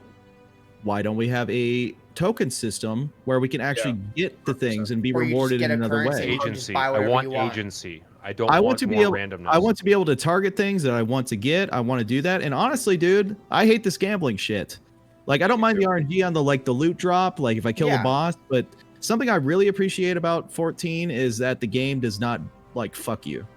Like it wants you to have fun with how you try and get things. I think that's the big thing that I really enjoy. WoW recently has been like how many much times harder can we can we fuck disappoint you you without in a lube? week? Yeah. That's how I Yeah. think WoW's been. I think WoW is like their philosophy for BFA is like, how many times can we fuck over the player without them unsubbing for the month? Like, how many times can we get away with it before they just unsub? I just lost motivation to do that shit. I just haven't played Mythic Plus properly since like the launch of BFA, and I was just like, fuck this. I don't even like this. I'm not wasting really my think- time, trying to get gear every week that I don't even know what it's going to be. Like, what's the fucking point? I really don't like how they removed master loot. I mean, like, I feel like it's personal loot is fine if you're in like a looking for group Mythic situation. progression. Or no, well, I don't even think that. I think that if you're playing the game to the top percent, you're gonna find a way around the system anyways. And every mythic raiding guild does. Like, the top mythic raiding guilds, they always find a way around the janky loot system. Whenever they removed master loot, they just made 16 different alts and did the same thing anyways. So I think that they should just bring back, especially if it's your group, like a guild run or even a pug. You should be able to have the choice on who, like, most people who play WoW are adults. We can make adult decisions and decide who gets gear and who doesn't. Yeah. Does 14 have a system like Master Loot, or like how does it work other than the currency situation? So like they have I chests in it too, but like you also have the idea of you can get tokens to target things that you want. Like they kind of, it's a lot smoother of a system in my opinion, because they actually I don't know. I don't. Like, I Middle don't. Master I would don't fuck me know. so hard. I don't know if I don't there's know. anything like. I think it might be all. need I greed. actually don't know. Yeah, like No, a it's need greed. greed. It's need need greed. greed I don't know system. if there's a master loot system. Gotcha. We haven't really gotten to that point. There's like Yeah. a loot. No, there's a loot master. You can Oh. assign loot distribution. Shonali says that in a full pre-made, you can set up Yeah. loot rules in 14 for any of the random drops and raids. Good. So I there think you go. I think it's the silliest thing that they removed it, and like I think they don't. I don't think they necessarily removed it for the reason they said it did, for whatever weird reason, in WoW. Like they said I it don't was remember the reason, but I calm down. feel like I think it was because of toxicity and like people ninja looting or something. And I think that's like maybe they just Yeah. did that to make it have more RNG for whatever reason. I don't know. I feel like if Well- there's some dark secret behind Blizzard Oh, sometime. Yeah. I feel like if Blizzard gave us one reason, it's probably a different one. I think and it's most like to prevent likely- CLCing, honestly. Like, I think it's probably that. Yeah. CLCing, but they also didn't want to fucking answer nearly as many tickets as they got about like mislooted items. Sure. Like, I bet you can probably look at their analytics, which they'll never show us, but you can probably look at their analytics, and the number of GM tickets that they had over like loot items probably reduced their GM ticket load by like 30-40%. And then they what laid Rick off. said- Then they laid off all of their customer service. Yep. That too. What Rixie Yeah. said, I think, is also the dark side of it, though. It makes you have more RNG and more gambling habits, and that means you have to play longer to chase that carrot. And that's the Yeah. darker idea of it. They want you to feel. We talked about this like what 3 weeks ago, and then you guys talked about it like a week ago, and like I don't know, we've been talking about this for a long time. Wait for like the last month. I feel like this month has been like the super MMO. Let's figure out what the fuck is wrong with MMOs month in 2020. Yeah. But I feel like WoW makes you have a fear of you getting behind. Mhm. In FF14, you really don't have that fear. And WoW, you do, because you want to perform for your friends, but you don't want to fall behind. And you have to do all these things so you don't fall behind. You have to catch up. You have to do all these things. And then you're like, well, I fell behind because of RNG. That really fucking sucks. I can't target this item that I specifically want. That Getaku is long out of my grasp. I will never get it. The fear of missing out. There's all these things. And, And like, then- why are we still playing this? Because and it's like then all we know. You It's play, all, it's you all play you an know. alt, and then you play an alt, and you get the best in slot item on your alt, like first try. And you're Yeah. like, what the fuck? Now That happened to my, me in Legion. now my I alt got is the now my crystal. main. I got the crystal from Jim in Legion on an alt, and my main got the necklace as my first legendary. So that main, like the You're welcome, necklace is Six. good, but like the main, yeah, Jim, yeah. My main was kind of like screwed, but later on the necklace was fine. It's Yeah. just like as an unholy DK, I believe I wanted the wrist or something. I don't played really Frosty remember. K, and I got Cold Heart. I think it was a chest, where if you use Chains of Ice, it does like big damage. It stacks up and Yeah, all that kind yeah, of the stuff. I got stack that up. as my first one. I was like, okay, Yeah. well now I'm gonna main a DK. Like I got my best in slot, legendary, Mm-hmm. legendary. So So this is gonna sound stupid, but I actually like prior to Classic, I was thinking like, yeah, removing Master Loot was stupid. Let's bring that back. And after actually playing Classic, I think honestly, it's probably good they removed it from the game because most guild leadership like actually shouldn't be using the tool. Like they're actually I mean, bad. you're not for the people wrong. in that's the a guild. good point. Like I fortunately am in a good guild now where I don't feel that way at all, and I'm not worried about it. But I like pretty much most retail guilds I've been in, like the leadership has sucked. Like even in Classic, like the guild leaders have been cool. Maybe there's some cool officers, but then there's other officers who have been like terrible or had like just awful motivations, and I'm just saying. Are y'all? I mean, obviously, I know everyone's at least gonna try out Shadowlands, right? But Yeah. Yeah. Are y'all gonna go? Are y'all rolling Horde or Alliance for Shadowlands? Again, I know Tyrion basically moved everything over to Horde Illidan, and he's starting up an army over there on Incendiary. So I have a character in that guild. So I'll let everybody else answer. I'll answer. I'm last. I'm on the fence about it because I kind of want to like keep a human mage yeah, as far as like that goes, but I'm debating on moving. Like I played like Blood Elf Ret Paladin. I've had like my first alt was a Blood Elf Ret Paladin in fucking Wrath. Like I've been playing like Blood Elf Ret Paladin for a really long time. That is like my horde. That is my horde. I your kind of horde like go-to? separated it to where I have like two mains. I have an alliance main, I have a horde main. And my alliance main has always been a human mage. And then my my horde main has always been a blood elf ret paladin. But as far as like Jesus fucking Christ, as far as the whole fucking thing with faction imbalance and just how much better the horde racial, like the horde faction is in WoW right now, like I'm debating on whether or not I move my mage over from being human mage to undead mage. Just level 1 up in pre-patch, man. It'll take 3 hours and you're good to go. Yeah, exactly. That way you have 2. Yeah, but the thing about it too is like I've always been like big on like character immersion and stuff like that. Like I want to be like Gandalf. Like that's the dream, but I just like I can't reach full. It feels like I can't reach full potential if I play Alliance in World of Warcraft. True. The faction imbalance do get held back. People say that Gandalf is a mage, but Gandalf is a disciplined priest, man. So that's just all I'm saying. Wait. Gandalf is a battle mage. That's what he is. Okay, I guess. I want to go with battle mage, maybe. Yeah. Does anybody else want to answer about the faction thing? Or Gandalf like does use light magic, so I mean, I see where you're coming from. That's what I'm saying. Yeah. Traditional. Well, I mean, maybe D&D. Yeah. More like wizard from D&D wizard kind of feel. If you guys want to move on for a sec, I kind of want to get into the topic of Ashes of Creation and New World and like what your takes on both of those games are. I know there's a new wave of testing going out tomorrow, which I'm going to try and do for New World. I'm pretty hyped, but also skeptical because I tried it the first time. And I didn't really think it was my thing. It felt kind of clunky to me, but I don't know if any of you have played it. New World, that is. What do you guys think of both Ashes of Creation and New World so far? I don't like realism in MMOs.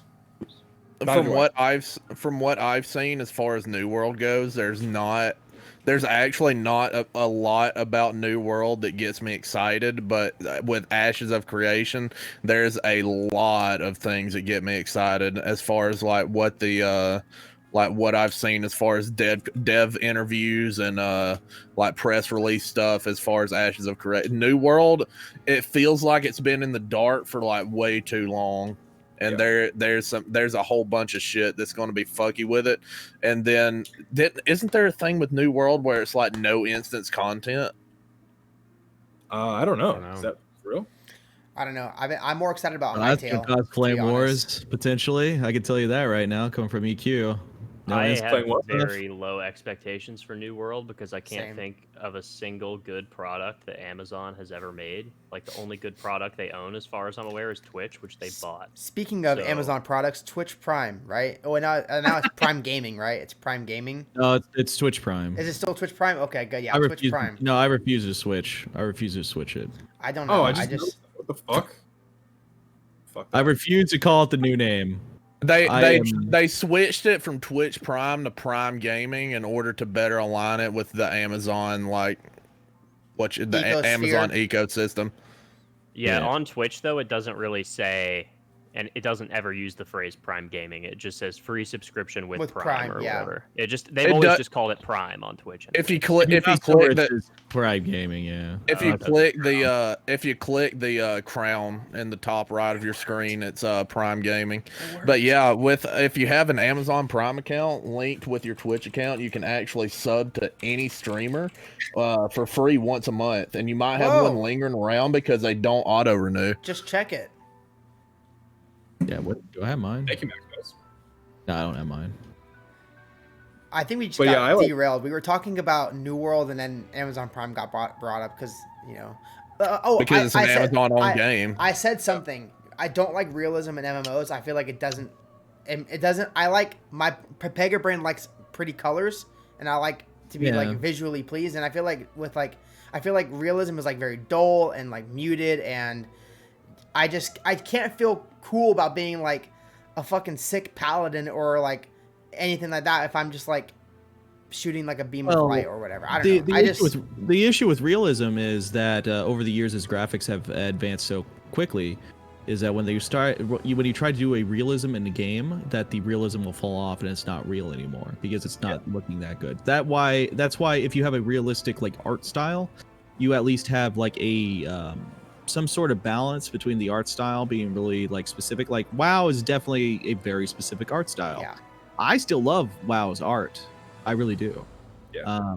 But I feel like it ages well. Some people think it doesn't, because I've actually talked to a person who's never played WoW before, and like they started playing Classic because their husband plays it, and like they were like, okay, cool. Like they don't really like the game, but like they thought it, like the graphics are really aged. But I think overall that the art style can hold a test of time because it's not being to be too realistic, similar to like how we watch N64 go to GameCube to Wii. My like other opinion on New World 2, honestly, is that I don't actually think that it's a game that people are intended to play as much as it is a showcase for Amazon to sell AWS to game developers.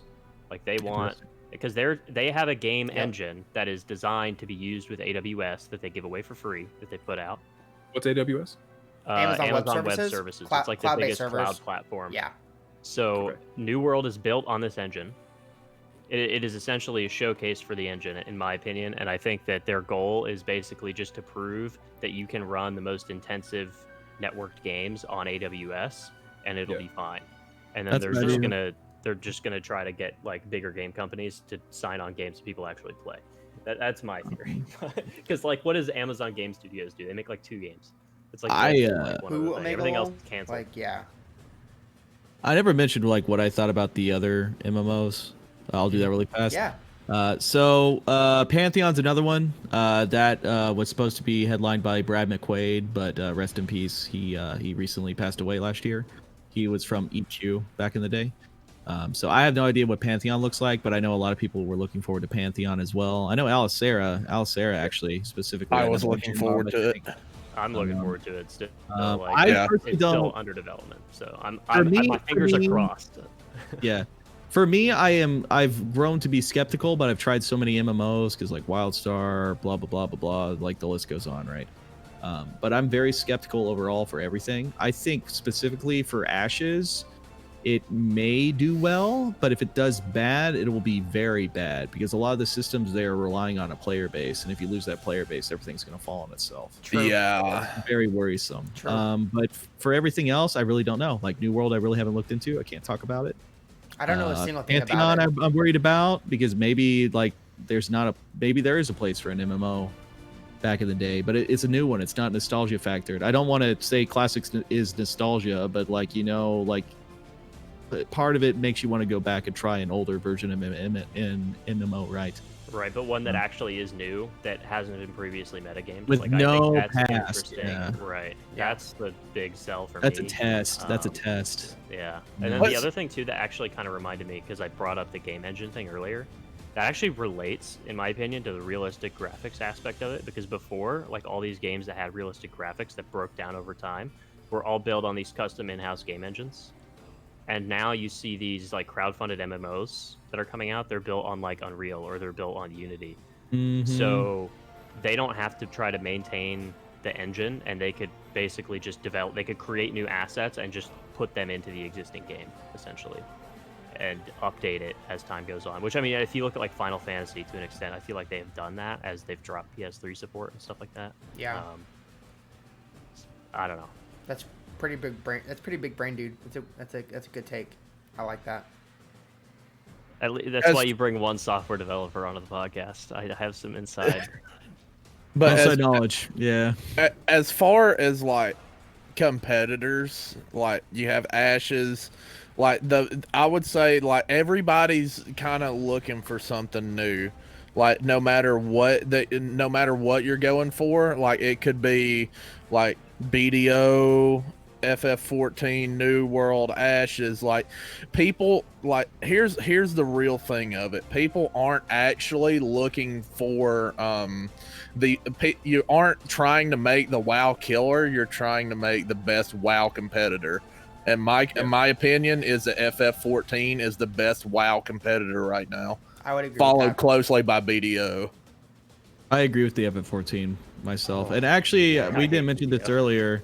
We didn't mention this earlier, but the only reason I'm going to play Shadowlands is probably to play with like you guys for the first 3 weeks, and then I'm going to quit. Yeah. That's literally how I feel right now. It depends I'll on do the raid and then quit. That's It where I'm at depends right on now. how good Shadowlands makes it. Like as far as I really like the aesthetics for Shadowlands, but that's just kind of a given because the WoW art team knocks it So out of good. the park every fucking time. But like, yeah, the new raid looks good, but it's all these changes that just doesn't like inspire confidence in me. Yeah. It's the Covenant shit. One big one for me is the AoE cap. The AoE Yeah, it's cap really bad. feels bad. Feels bad. Yeah, especially whenever like, I mean, if you think about it, whirlwind is capped to 8 people. If you're swinging your axe in a circle, there should be no cap. It should be however many people You are should around hit you in your everything range. in the circle. Like that is AoE? literally the It's move. actually capped to 5 too. Capped not to 8. 5. Oh my god, even AoE worse. AoE cap is the new GCD change without a combat system being built around the Most GCD. retarded shit I've ever Yeah, heard. I kind of agree. At first, I liked the idea of differentiating cleave and AOE, but I think the actual implementation, it doesn't look like it's working out to me. And I played around with it a little bit on like PTR, and it just doesn't feel good. And Well, not only does it Yeah. not feel good, but there's also the fact that there is one class that completely gets away with circumventing the AoE cap, and that's Death Knight. Yeah. yeah. Because Death Knights, mechanically, their abilities that are quote-unquote AoEs circumvent that by being dot effects that also have like triggers based with other spells. So I love you Death Knight. have all these classes that are punished by it, and then you have another class that, oh yeah, I guess we didn't think about that one, and we don't want to nerf it too bad. Oopsies. So there you go. You get to be the best AoE class in the game now. Well, the good news Even is that though they it's- sucked in dungeons before anyways, so they're probably only going to be marginally better than the other classes. So It's another thing too, to where it's like, okay, systematically looking at it, you might be higher on DPS charts because of this change, but it just doesn't feel good. Yeah. It's No. it's all about the feel, about dude. like it's all about like it's a big reason why the GCD change was Felt- so oh, bad, so bad. was because it didn't feel good. I'd rather have fun than be a good class. Like I'd rather Yeah. have like I don't care if I'm the top of the meter. Like if I am great, like most of the time I don't even look at the meter. So I just focus on what I'm doing, and I try to like not fuck up the raid too much. Right? I That's think really too all many I focus people on. think. I think too many people think they're having fun because they're doing big damage, and Yeah. they're not really enjoying their class. I hit 100k crit. Blah, blah, blah. Like that's the yeah. They measure Do their you, fun based on their stat and output. When it should be like how is your class? How smooth is your class to play? Yeah, exactly. Yeah. I mean, to be fair, I'm one of those people. Like, I liked Legion numbers because there's that caveman part of my brain that's like, ooh, True. We all have bigger it. means better. Okay. Like Ooh. Yeah, when, it's when, okay. when I hit like my first like 4 million cold heart, I'm like, oh, nice. Like, The SpongeBob episode. yeah, Do you play a Windwalker monk though, Chocolate? So is that why you absolutely feel it? not. I played DK. I'm the Windwalker warrior in this channel. I played right Death now. Knight, Pally, and Warrior. Those are my 3. Death Yeah. Knight, Pally, Warrior. I feel like people do spend too much time focusing on like class balance as far as like what they're gonna play. Yeah. So because the difference, like if you're actually good, Doesn't matter. unless you're trying to be like a top 100 mythic raider, it doesn't fucking matter. It Like, doesn't have matter. fun. the Do only what you- reason it matters is because the player base is stupid and they're going to tell you that it matters in situations where it doesn't matter. Yeah. So like If you you're basically perform- forced into playing Yeah. to that meta because people apply it in situations where it isn't relevant like all the time, and that's just like how people play. The now. only time it'll matter is if you're actually progressing at like before nerfs and like you're playing with other 99 parsers in a very good environment. Otherwise, you're gonna be top of the damage meter no matter what because you're playing better than everybody else. Like Yeah. that's just how it goes. So. Speaking of all the Or damage you and could luck. have better procs than everybody else. I just got lucky. Oh yeah. What do you guys think of the whole PvP scaling exposed bullshit that I don't like it. I think if you're good and you have good gear, you should fuck people up in the arena. Like there should be no scaling or like if you're good, you should be able to fuck people up, and there should be no like, oh well, we want to make this person feel good, so we're gonna be a little bit more gentle with their feelings. No, fuck them, dude. If they got shit gear, they're gonna get shit on. That's what Plain I'm, like Yeah. I feel like they're trying to have it two ways Yeah. with that, Yeah. right? Like, because you're trying to have it so that, like, you want people to think gear matters, right? but then you're also going to scale it down in situations where it really should matter. If you're going to do that, just make it so that everybody's wearing the same shit when they go in arena, and you're all Yeah, like just a normalize baseline everything. archetype. Right? The Normalize templates. everything Yeah. or don't. Like, normalize everything or make it free range, right? That's how it should be. I think part of the Can you problem do, too like- is that good competitive PvP gameplay is antithetical to everything that makes an MMO good. So you're Yep. trying to Yeah. merge. That's why you those play other things. games for PvP. Like I respect people who do arena, but like honestly, the only thing I want to do in Shadowlands is potentially arena. But then I realized I could play a game actually built around a like only PvP, and like it would be a better experience for me. Yeah. Yeah. Well, I want to be able to play arena because every once in a while I want to get that matchup where I fucking rip somebody's head off and shit down their throat. Yeah. Yep. Because guess what? I fucking proc. Or, I got, whatever. I lined all my cooldowns up and my gear's so much better than yours that I just fucking eviscerated you. Yep. And you know what? I worked for 6 months to get that gear, so I earned that. Fuck you. Can you True. do like a 1 minute recap True. into like the PvP system? Because I've heard about this, but I don't know what's involved with it. So whenever you have like a secondary stat, haste or mastery or whatever, there is a curve that is depreciating, and so once Okay. you get to a certain point, basically the curve flatlines, and you don't get any more bonus from that. So Okay. there's only a certain amount of stat you can have. Like you can't have 400% haste. You can only have I think it's the exact number is 106% is how much of whatever secondary stat you can have. And then when you have sockets on top of that, if that socket pushes over that 106% cap, you don't get any, you get none. It's literally a waste of a socket. So you have to socket something else in order to get the other stat. But if you socket something else to get the other stat, then you might go underneath that 106%. So then you're not really super optimized. So it's just a big cock in the ass, man. It sounds to me like Blizzard just needs to fix their systems instead of just like it comes back to a systems problem to where like they're trying to balance it and they're hiding it because they've fucked up the systems. It's the same thing as far as PvE side where you can run a mage with 120 you can run like 120% haste or something like that, and then preheat with a limit he's able to run 100% crit on his fire mage.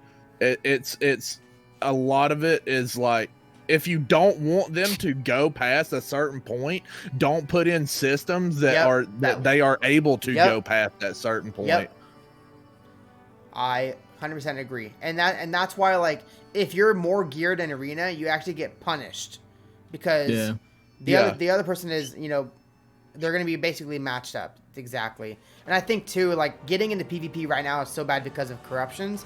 Corruptions make arena so volatile and like unpredictable. Like, Well, you need the wheel. You need the wheel too. I guess, like, Set up the wheel, but dude. like, I'd rather not get freaking Twilight, TD procced for 600k. Like, I'd rather not have that happen to me. Especially because like, corruption is like so unpredictable.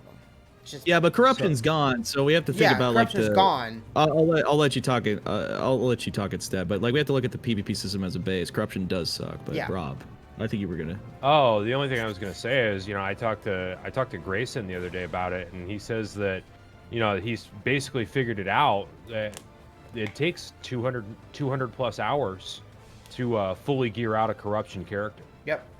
in BFA. It's like if you want to get like optimized for all of the running sockets high and end everything. arena, it's like 200 hours. this shit. And That's probably ridiculous. being a good setup with the fucking corruption vendor right there. Yeah, if you're lucky enough Yeah. to get, exactly. Yeah. So It's ridiculous. I do feel like I feel like the corruption vendor change. It was a good change, but it wasn't good enough. Like you're able to buy. My personal opinion, you being able to buy the corruptions is a good thing, but I think they should just have all the corruptions up there static. all the time, all the So- levels, everything, have it all available. The only reason that they have them rotating is to keep player investment in the game, is to keep people subbed all Yep. the way to Shadowlands. This Yeah. is a random thing. Go ahead. somebody brought this up in chat earlier. It's just to build on what Bob just said, is like one of the things that I think it was Rixie that brought it up in chat is that why would they worry about play time, like time played, as a metric that they care about when it's a monthly sub, so they only care if people play every month. The reason they care about time played is because they have tied in effectively, due to all the statistics and analytics that they've done, they have effectively tied in time played to amount spent on microtransactions. And there is a positive correlation with those. And thus the design philosophy has turned towards keeping people logged in as much as possible, because that means you'll spend more money on the game. True. And so you do one microtransaction for every couple months you played, and you have doubled or tripled the amount of money you've given the company. And instead of putting like random bullshit things in the game to like keep people invested, like the corruptions, grinding, all that, they need to put in something that keeps player investment beyond a grind. They need to put in something that matters to keep people invested. And nothing matters. Well, I've said this about like basically every single store mount. If they would add that store mount as a drop or as tied to an achievement or tied to a quest line, it would improve their player time, like the average time played, because people would want to go get that mount. But you know, like, unfortunately, Rob's right when whenever you buy something off the store, it's almost double the cost of your sub. If you buy a single mount, that's basically they got 2 subs off of you, or a sub and a half. My personal thought was, Burningrob, I think if they were going to do corruption, they needed to have it tied in with a quest line available with your specific profession. That way you make crafted gear matter again, you make professions matter again, you add a little bit of in-game depth, and people will just will pick something besides engineering and like jewel crafting or whatever. Yep.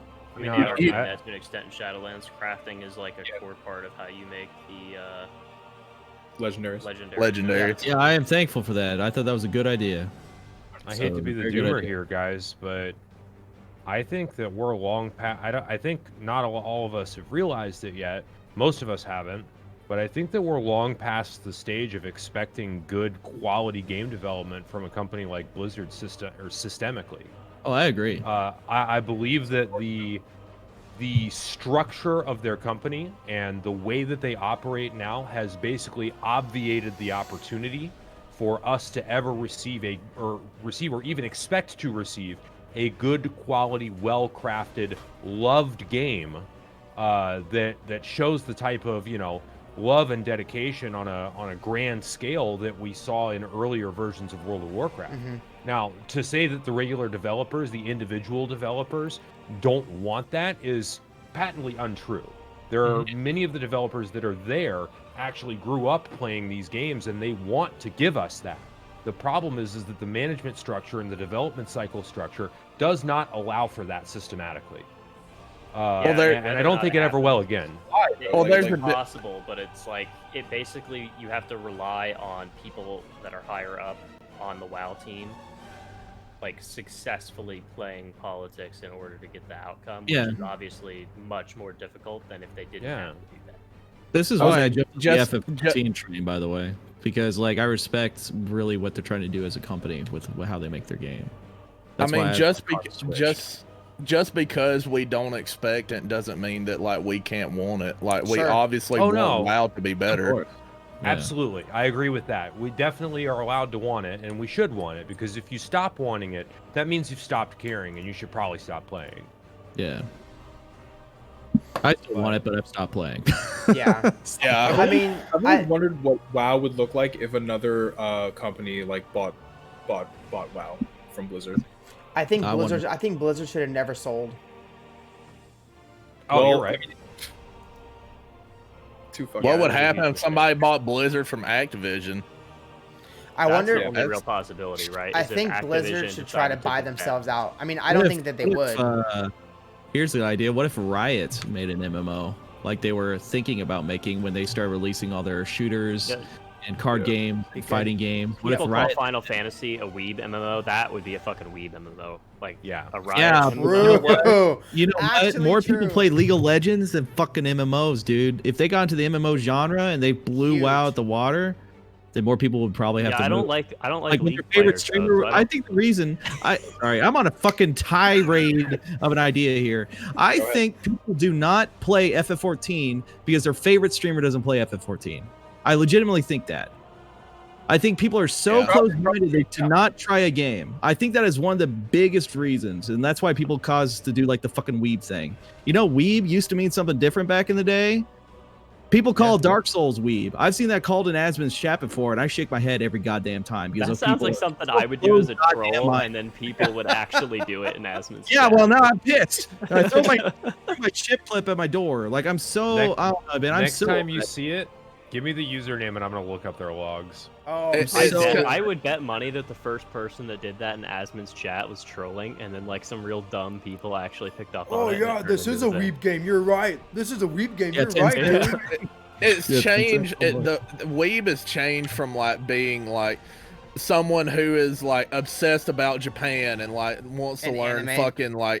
wants to learn Japanese so they can go to Japan Yeah, with their with anime weeaboo. waifu pillow or whatever the fuck. Yeah, that's what And it then used to like weeb is now anything that's like anything related to Japan. Like it's That's why I think we should force children to undergo gaming history classes so that they would have known what Final Fantasy was ahead of time. I was a history and teacher. Fuck I American could history. teach Let's learn class. gaming Put me history, on it. And they would boys. have Right respect now. for Japanese game development. Game history Really- with Professor Six, dude. Like I got a history degree. Put me on here. Sign me up. Boys, I think it's about that time that we start to kind of wrap it up a little bit. Let's do our final question. Can I ask the final question, Chocolate? Of I'm course, sorry. yes, of course, So of course. usually our final question is, what are you most excited for Shadowlands? But I think I have an alternative Oh, for this, just because of everything that we've been talking about. What would it take for each of you to return fully to WoW? Ooh. that's a really good question, dude. Do you want something find more hats for specific or broad? Whatever. I'll Essentially- wait. Yeah. Essentially, an entire game revamp at this point. Yeah. Me too. It's so much to like. It's so much with like. Okay, I can narrow it down. The one thing that would bring me back to WoW is the developers actually listening to the player base and implementing changes Like that the like player right base away. wants. Yeah.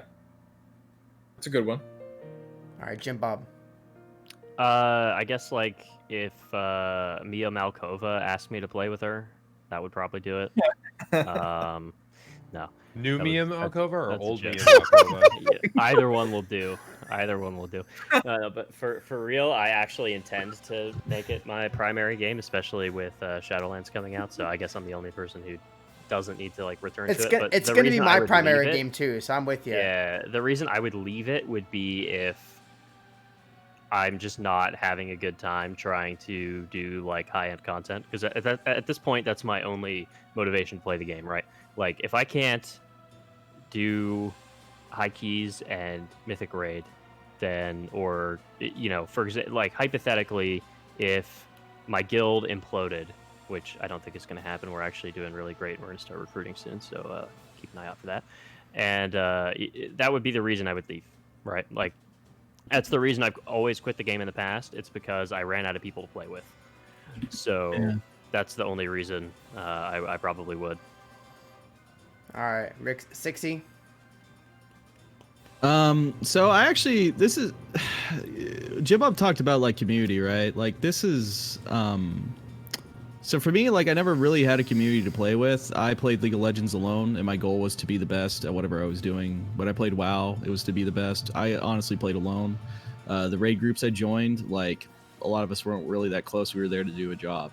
So for me, actually playing with people is relatively new, and like building a community has been very new for me. But the thing I want to really see for WoW to make me play the game, because I might play it for PvP if I get the itch. Like if I want to go get Glad or something, like especially because of Wreckful, like prove that, do it for Reckful or something, dude. Get glad for Reckful, because like he was a huge inspiration to a lot of people. True. I think that would be the only reason I would do Arena right now. But for the PvE side of things, they have to rework a lot of classes. I want the classes, like I've been spoiled by the FF14 system. I wish classes had an identity. I feel as a warrior, I don't know, man. Like my rotation in BFA, like they improve arms in Shadowlands, but I still feel like, I don't know, I feel like I'm just there. I don't know. It just feels so bad playing a lot of classes. The one class I really like is Windwalker. Windwalker like always feels good, but then it always like ends up being bad. Well, not bad, but it's like at the bottom, and you could still be better than everybody else depending on who you play with. But You're still at the bottom. really, just the class design. Still the class design. I think and I've slowly weaned myself off of WoW because of the class design over the last 3 years. I really miss the old class design. Yeah. I don't know. Rob, what about you, man? It's two major things just right off the bat, and these two changes would cause me to play a lot more retail WoW. They'll never happen, but first, Group Finder, Raid Finder, and the queuing system for groups out the window. Throw them in the trash. I don't ever want to see them again. I want people to actually whisper and talk to each other. And then kill any add-on that tries to simulate those features. And then number 2 is you got to take away the spec system, man. I got to get talent trees back. Yeah. And I have to have like, the possibility of like hybrid builds, like, actual customization of your character, which, I like that. Does not exist anymore. I have to have talent trees back, and I'm talking, I want like 51, 60-point talent trees. I want in-depth customization with the TBC style design where you could get all of your core numerical abilities while still having points free for flavor choices. And I don't care if you have like dual spec or the ability to switch between multiple specs. That doesn't matter to me. I think those are good things for the game because it allows people not to be hard gated into a single spec on their character. But I've got to have some agency in how my character plays, other than do I want to press this button or that button? Yep. Yeah. So. Yeah, I honestly miss that, and that goes into class design too. I miss the talent trees. I really do. Like the talent trees we have now, it's like you go to. It's not even a tree. It's like you go to whatever the simulation craft is. Not simulation craft, but there's like a website that tells you like. Just go to Wowhead or players do. Yeah. You go Like to Mr. Robot or whatever. Yeah, you go to Warcraft logs and look what they take for the raid fights on the best players for your thing. You just simulate, and like you just do that. Yep. Raid bots is for Sims, but Yeah, raid bots is Sims. There's WoW Analyzer will tell you what you should WoW be doing. Analyzer too, but there's a specific one that I don't recall what the website is called. Oh, it's called M+ Subcreation. It tells you what the top players do, their talents, their traits, the corruption, like Gear, literally everything, their everything. And that tells you what the best players and the highest number keys do. They show like percentages of like what the Windwalkers run right now with Versatile and Lash of the Void, and like it shows you like full verse or like 2 Lash, etc. And like that's you don't even, I don't know, like I guess you could say it's gonna be cookie cutter with talent trees too, but at least I feel like there's more flavor abilities with There's it. one big difference for me is it's really satisfying to get those points when you level and get to progress it while you level. I think you see it happening. Yeah.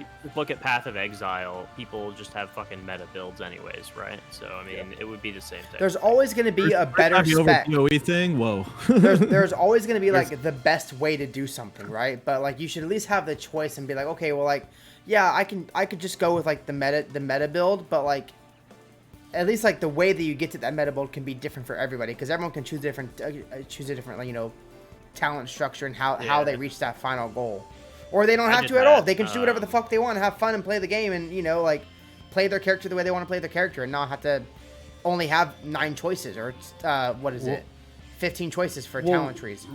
Right, and having like a 50+ point talent tree means that there are more opportunities for that person who wants to be like some sort of different build to differentiate themselves within there. and it's harder for somebody to argue that like, hey, you have to do it this exact way. When if I have only 15 or 30 choices or whatever, how many talents are in the game right now for each spec, it's really hard to argue that, dude, you just need to click that other button and fucking deal with it. It's the best one to do. You got to do it. Yep. Like, I mean, and it's obvious that, you know, there's one of 3 choices. Pick the right one. You're an idiot if you don't. Yeah, I mean, the problem with that is I know people even in, like, Classic, where those trees literally exist, where people were either benched from their raid or, like fucking loot locked for not until they chose the right spec or whatever. Like, for not having the cookie cutter template spec for their spec. Maybe. Yeah, I mean, but that also has to do with you choosing the company you keep. Right. It's true. I just think that's probably how it would be treated by the community. And that's a whole community. That's a whole community discussion with the classic community, and that's I don't want to go down that path. That's kind of like why. Yeah, that's kind of like why I want to play on Moonguard in Shadowlands, because like people on Moonguard just have fucking fun. Like they like they diddle each other with tentacles in the freaking Goldshire Inn, but like Moonguard ain't got shit. At least they're having fun. Yeah, like Lambard boys. Lambard in the chat. Anyway, sorry. Speaking of like Final Fantasy and stuff like that, I kind of have like an alternate ending question. Like, Adam, I know that you've watched Max play a little FF14, and like y'all have heard like JimBob is trying out FF14, and you've heard us talk about it. What would be the one thing from Final Fantasy 14 that you would want to see in WoW? I would just say just more community building aspects of the game, because right now, like, because that's what like sold me, and like from 60 and like trying to I'm so fucking tired. I can't even fucking talk, dude. We wake up at like 4 a.m. Boomer. I know, dude. Sun's up, I'm up, brother. Yeah. From watching everybody play the game and listening to 60 try and like, you know, persuade me to play Final Fantasy, and what led to me actually downloading the game and making an account and whatever, is the fact that he said that it was very like community focused, and you know, you actually communicated with people, right? Like WoW is just like an RPG. I'll try it. Sprinkles and hints of MMO aspects to it, but I don't know. It's just like WoW is just like lost its fucking identity, like, and it's just sad. So like I feel like Final Fantasy is like kind of taking that, you know what I mean? So like that's what I want to experience. So yeah. Social stuff's great, dude. Yeah. I would agree with that too. And if I were to take one specific piece of that, it would probably be player housing. Because at first I didn't think it would matter to me, but then when I saw how it actually worked and how fucking detailed you could be, it's so cool. It's very cool, and a lot of the things that you can put in your house are things that you can create with crafting professions. Yeah, but we have garrisons from the world, and they have actual value. So it's something. I want to make a picture, dude. Sounds fun. I like the idea of guild housing in WoW, where like guilds mean more. Yeah, but like, guilds are dead now, dude. Like guilds don't really matter all that much unless you're a top player. Right, but I think it would be a good idea. Like, you know, you would just like actually interact with the people in your guild. Like now, like I feel like if I'm on an alt and somebody invites me to their guild, I'm like, okay, cool, amount buff. Yeah, I know in Final Fantasy 14, the guild housing has like private rooms as well, so that individual. Yeah, you could have. I want my own wing, dude. I want my own. So I think that would actually be fine in WoW too. If it was one guild housing location, but your guild members could have these individual areas, I think that would be really cool. Just to allow everyone to have at least like some space that they can customize, I think would be a lot of fun. I agree. Yeah. Creativity. And I will say that. Oh, go ahead. Sorry. Chocolate. Oh, I wasn't saying nothing. No, I was just saying. Like, from me. Bob's I see. Bob's question. Okay, yeah. I got you. Okay. I don't know. I really, from what I've seen, I haven't seen much Final Fantasy 14, but I do like how like the class system's pretty open ended. Like you have like your character, and you can pretty much choose whatever path you want for whatever class you want to go. Is that right? Yeah, you can be every job. You can be every class on one character. That's what I like. Yeah. I feel like just like more like player agency, like not just with like customization, like how your character looks, but like how your character plays. And I think that goes back to the whole talent point discussion and, you know, what build is the best and how to design the class and making the classes not feel so homogenized and like clumped together. Like, oh, this is your builder spender group. This is your dump all your mana and then just regen and dump all your mana again. Like, I feel like that's just kind of how all the classes are. So I would like to see like more options for players to play the game how they want to play it with their class. Yeah, I mean, I've been saying for a while, though, I don't want to be like a fire mage. I don't want to be a frost death knight. I want to be a death knight and be a mage. I don't want to have to fucking commit to one ability aesthetic. I want to like kind of merge everything together. What are you laughing at? You want class. I'm not laughing at fantasy. you. It's something somebody you- sent me. I'm You sorry. want class fantasy instead of spec fantasy. Yes. Yep. Exactly. And they were saying that they're trying to do that with the unpruning, right? That's what it's called. I mean, That's a fucking Well, bullshit that- way to and do they it, man. actually pulled things back to a class level now. Like even in your spell book, you have class abilities and you have yeah. spec level abilities. Like again. So at every least warrior they've has done heroic that. strike. Like, I'm gonna raise my hand. go ahead. yes, 60. I just thought of this. I think FF14 is really appealing to a lot of us right now because of quarantine and Corona and the fact that we can't go out anymore. The fact that there are social dynamics in an MMO is very, very appealing, more so than ever, because you are able to hang out with people. You can take them to your house. You can do whatever you want. You could like, you know, We have I've done more sleepovers. social stuff with that than I have in like WoW in years. It's Yeah. just very insane to me that But- I actually missed it this much without realizing it. You know what I mean? Yeah. There's like 3 big things, but one of them's community, and we've already touched on that. The 2 other things are probably the combat and then character investment. Like the fact that you can beat every class on one character leads you more to like be more invested in your character instead of just shit rolling a whole bunch of fucking alts just to be able to play. And like you have like more of a connection to your character. The other one's being combat. So the way that combat works in Final Fantasy XIV is you have a 2.5 second global cooldown on some abilities, but you have other abilities that are off GCD. And being able to weave those in between each other, it makes your individual player rotation feel a lot more fluid. And it feels like you're just flowing from one to the other. It's very seamless. And like there's a class in Final Fantasy XIV called Ninja, and they have complexity to it too. Like the Ninja opener is 2 minutes, and if you fuck up on the last button, you've essentially wasted 2 minutes. Like it has that skill cap in it. Yeah. Yeah, I enjoy that, but at I the wanna be same a time, ninja. something about it doesn't satisfy me in the same way that WoW does for some reason. I think it's just because I need to play it more and like high-end content and continue to level too, because it does take a while for it to ramp up. But I also like, and I feel like a lot of people might not like this, but in WoW, like as a demon hunter, for example, when I get like random haste spikes and I go from having like a certain tempo to just like shitting myself because the game can barely handle how fast I'm supposed to press the buttons.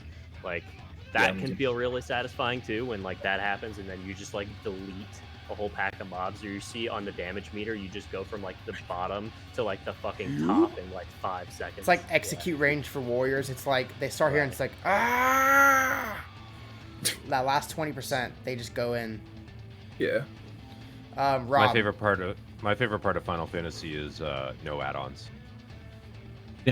Nice. And I agree. Goes a lot deeper than like just like not having to install add-ons. The no add-on policy has like a myriad number of effects, and Oryx just mentioned it in chat. But it goes a lot deeper than that. So yes, there are certain add-ons that you can use. There are damage meters that you can have and things like that. But because of the approach that the developers have taken to them, it's sort of a multifaceted approach.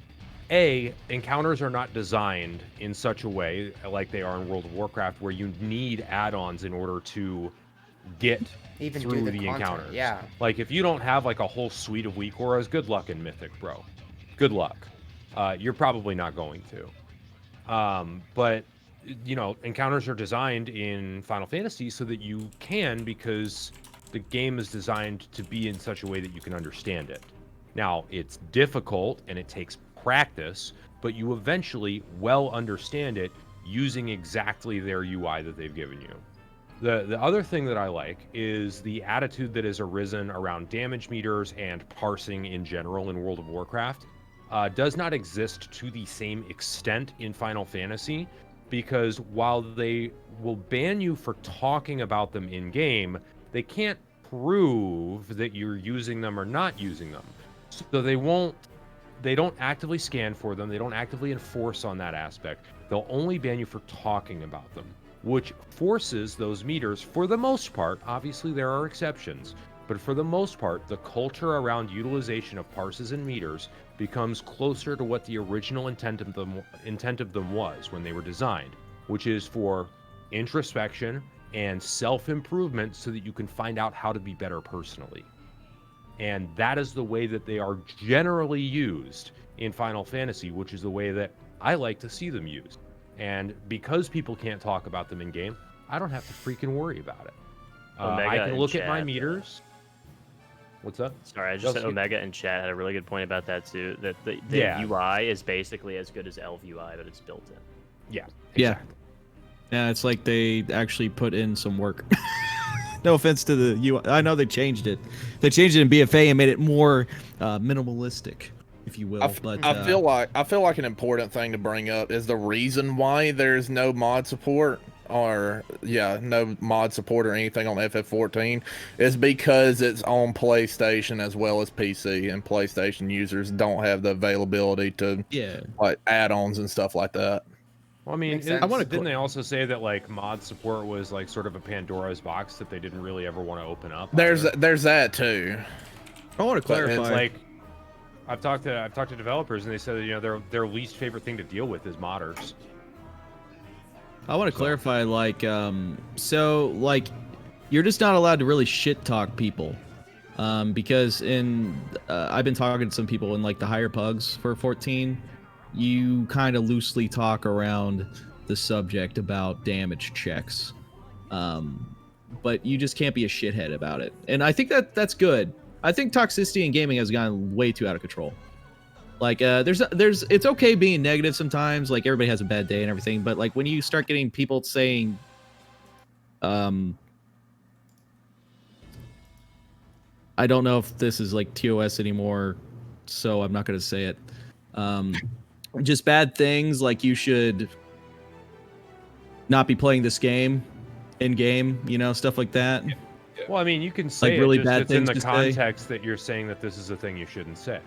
Yeah, you shouldn't say KYS in game. You should not say that. That's incredibly toxic. You should never say that, and it's gotten way too common. And I think recently, with how like the world has been moving, like you shouldn't be saying these things, and we should try and promote to be better people. You should be a nice person. Like that's you should like be a helpful, nice, good person. Like that's all you really need to do. Not that much to ask. Nope, not at all. And I think WoW's gone out of control with that, and I think add-ons have actually pushed WoW into that, along with like the systems forcing people to feel like they're having FOMO, so they're like worried all the time, so they freak out. Here, I was doing my weeklies, like my weekly, vision stuff or whatever, and then like I just kind of got behind, and I was like, well, I'm not gonna fucking do this anymore. Like I'm already so far behind. Like I'm gonna have to do this every single day, and I don't, like now I just don't do it. Like I'm gonna do it just enough so I can do a 5 massive vision next week for Orgrimmar, so I can get my achievement in my mount, and then after that I'm done. Like I'm done doing it. Like it's just... The add-on discussion kind of reminded me, and this is going to be a really esoteric thing, but it's been brought up in like software development circles before, just as like an anecdote. But there's a Japanese phrase called omakase, which is like a thing that they do at like sushi restaurants, where it basically means something along the lines of like, I'll leave it up to you. So like they go to sushi restaurants and like literally just have the chef bring them whatever they want. And it's considered rude to not eat all of it, regardless of whether or not you like it. So I feel like that's how WoW almost, is. Even like as like I don't know, almost like a. So people have used that as like a product design type of metaphor before, and I feel like it almost applies to the difference in the way that games are designed too. Not because Blizzard is making you eat shit. That's not really the point I was trying to make, but more that like there are times where choices are not going to make it a better experience. And like class design in Final Fantasy is kind of like you have a class, it has these abilities, and it's up to you to play it how you want to play it. But there's essentially no customization layer on top of that other than items, right? And like the UI does everything you need it to do, and you're not supposed to mod it. It's kind of like that. That's kind of I don't know. Yeah. It's a thing. Well, I think this has been probably the best episode so far. I mean, like every episode has just been the best episode, and I wholeheartedly mean this. Like every week it gets better and better. Like the conversations gets better. Like it just becomes more fun. Like I was talking with my wife and she's like, oh, and I don't know. She's like, oh, what's today? I was like, oh, it's Monday. Like PUGCast is tonight. And like I got excited about doing the show like that. This is like the You're highlight, wholesome, highlight of my dude. week. You're married. Highlight of You're my so week, wholesome. man. I'm just a DJing, living alone in an apartment with 2 bedrooms, and I don't know. You're so wholesome, chocolate, dude. Thanks, man. Thanks, dude. I can't handle it, man. Guys, thank you guys so much for coming onto the show. We have, obviously DigitalBob, Burningrob, BigHeroSixy, and then JimBob Jr. Make sure you guys go follow them if you're not already. Make sure you follow this stream if you have not already. And follow Adam Swaggins as well. He's the co-host of the show. I really appreciate you guys coming on, and I think you have convinced me to try Final Fantasy 14. I think I'll be joining toes. The one thing that I would say going into it is treat it like a Final Fantasy game with some MMO elements instead of an MMO with some Final Fantasy elements. I've only played Final Fantasy 7, so That's fine. Yeah, I want to add on to that really fast too. Try and be patient. I know we're all Papagas. Try and be patient. The game picks up at different points for different classes. I don't even know what it does a lot classes of are, world man. I'm going building. into It's it a new blind. world. The world building begins. Then once you hit like 40, it starts to really grab you. It really starts to grab you. Cool, man. Well, boys, thank you guys so much. We will see you guys next week, and hope you guys enjoy the rest of your week. And hopefully, reset day is not shitty for y'all like it is for 90% of the people in the WoW universe. So we'll see you guys next time. Thank you so much, guys. Yeah, thanks.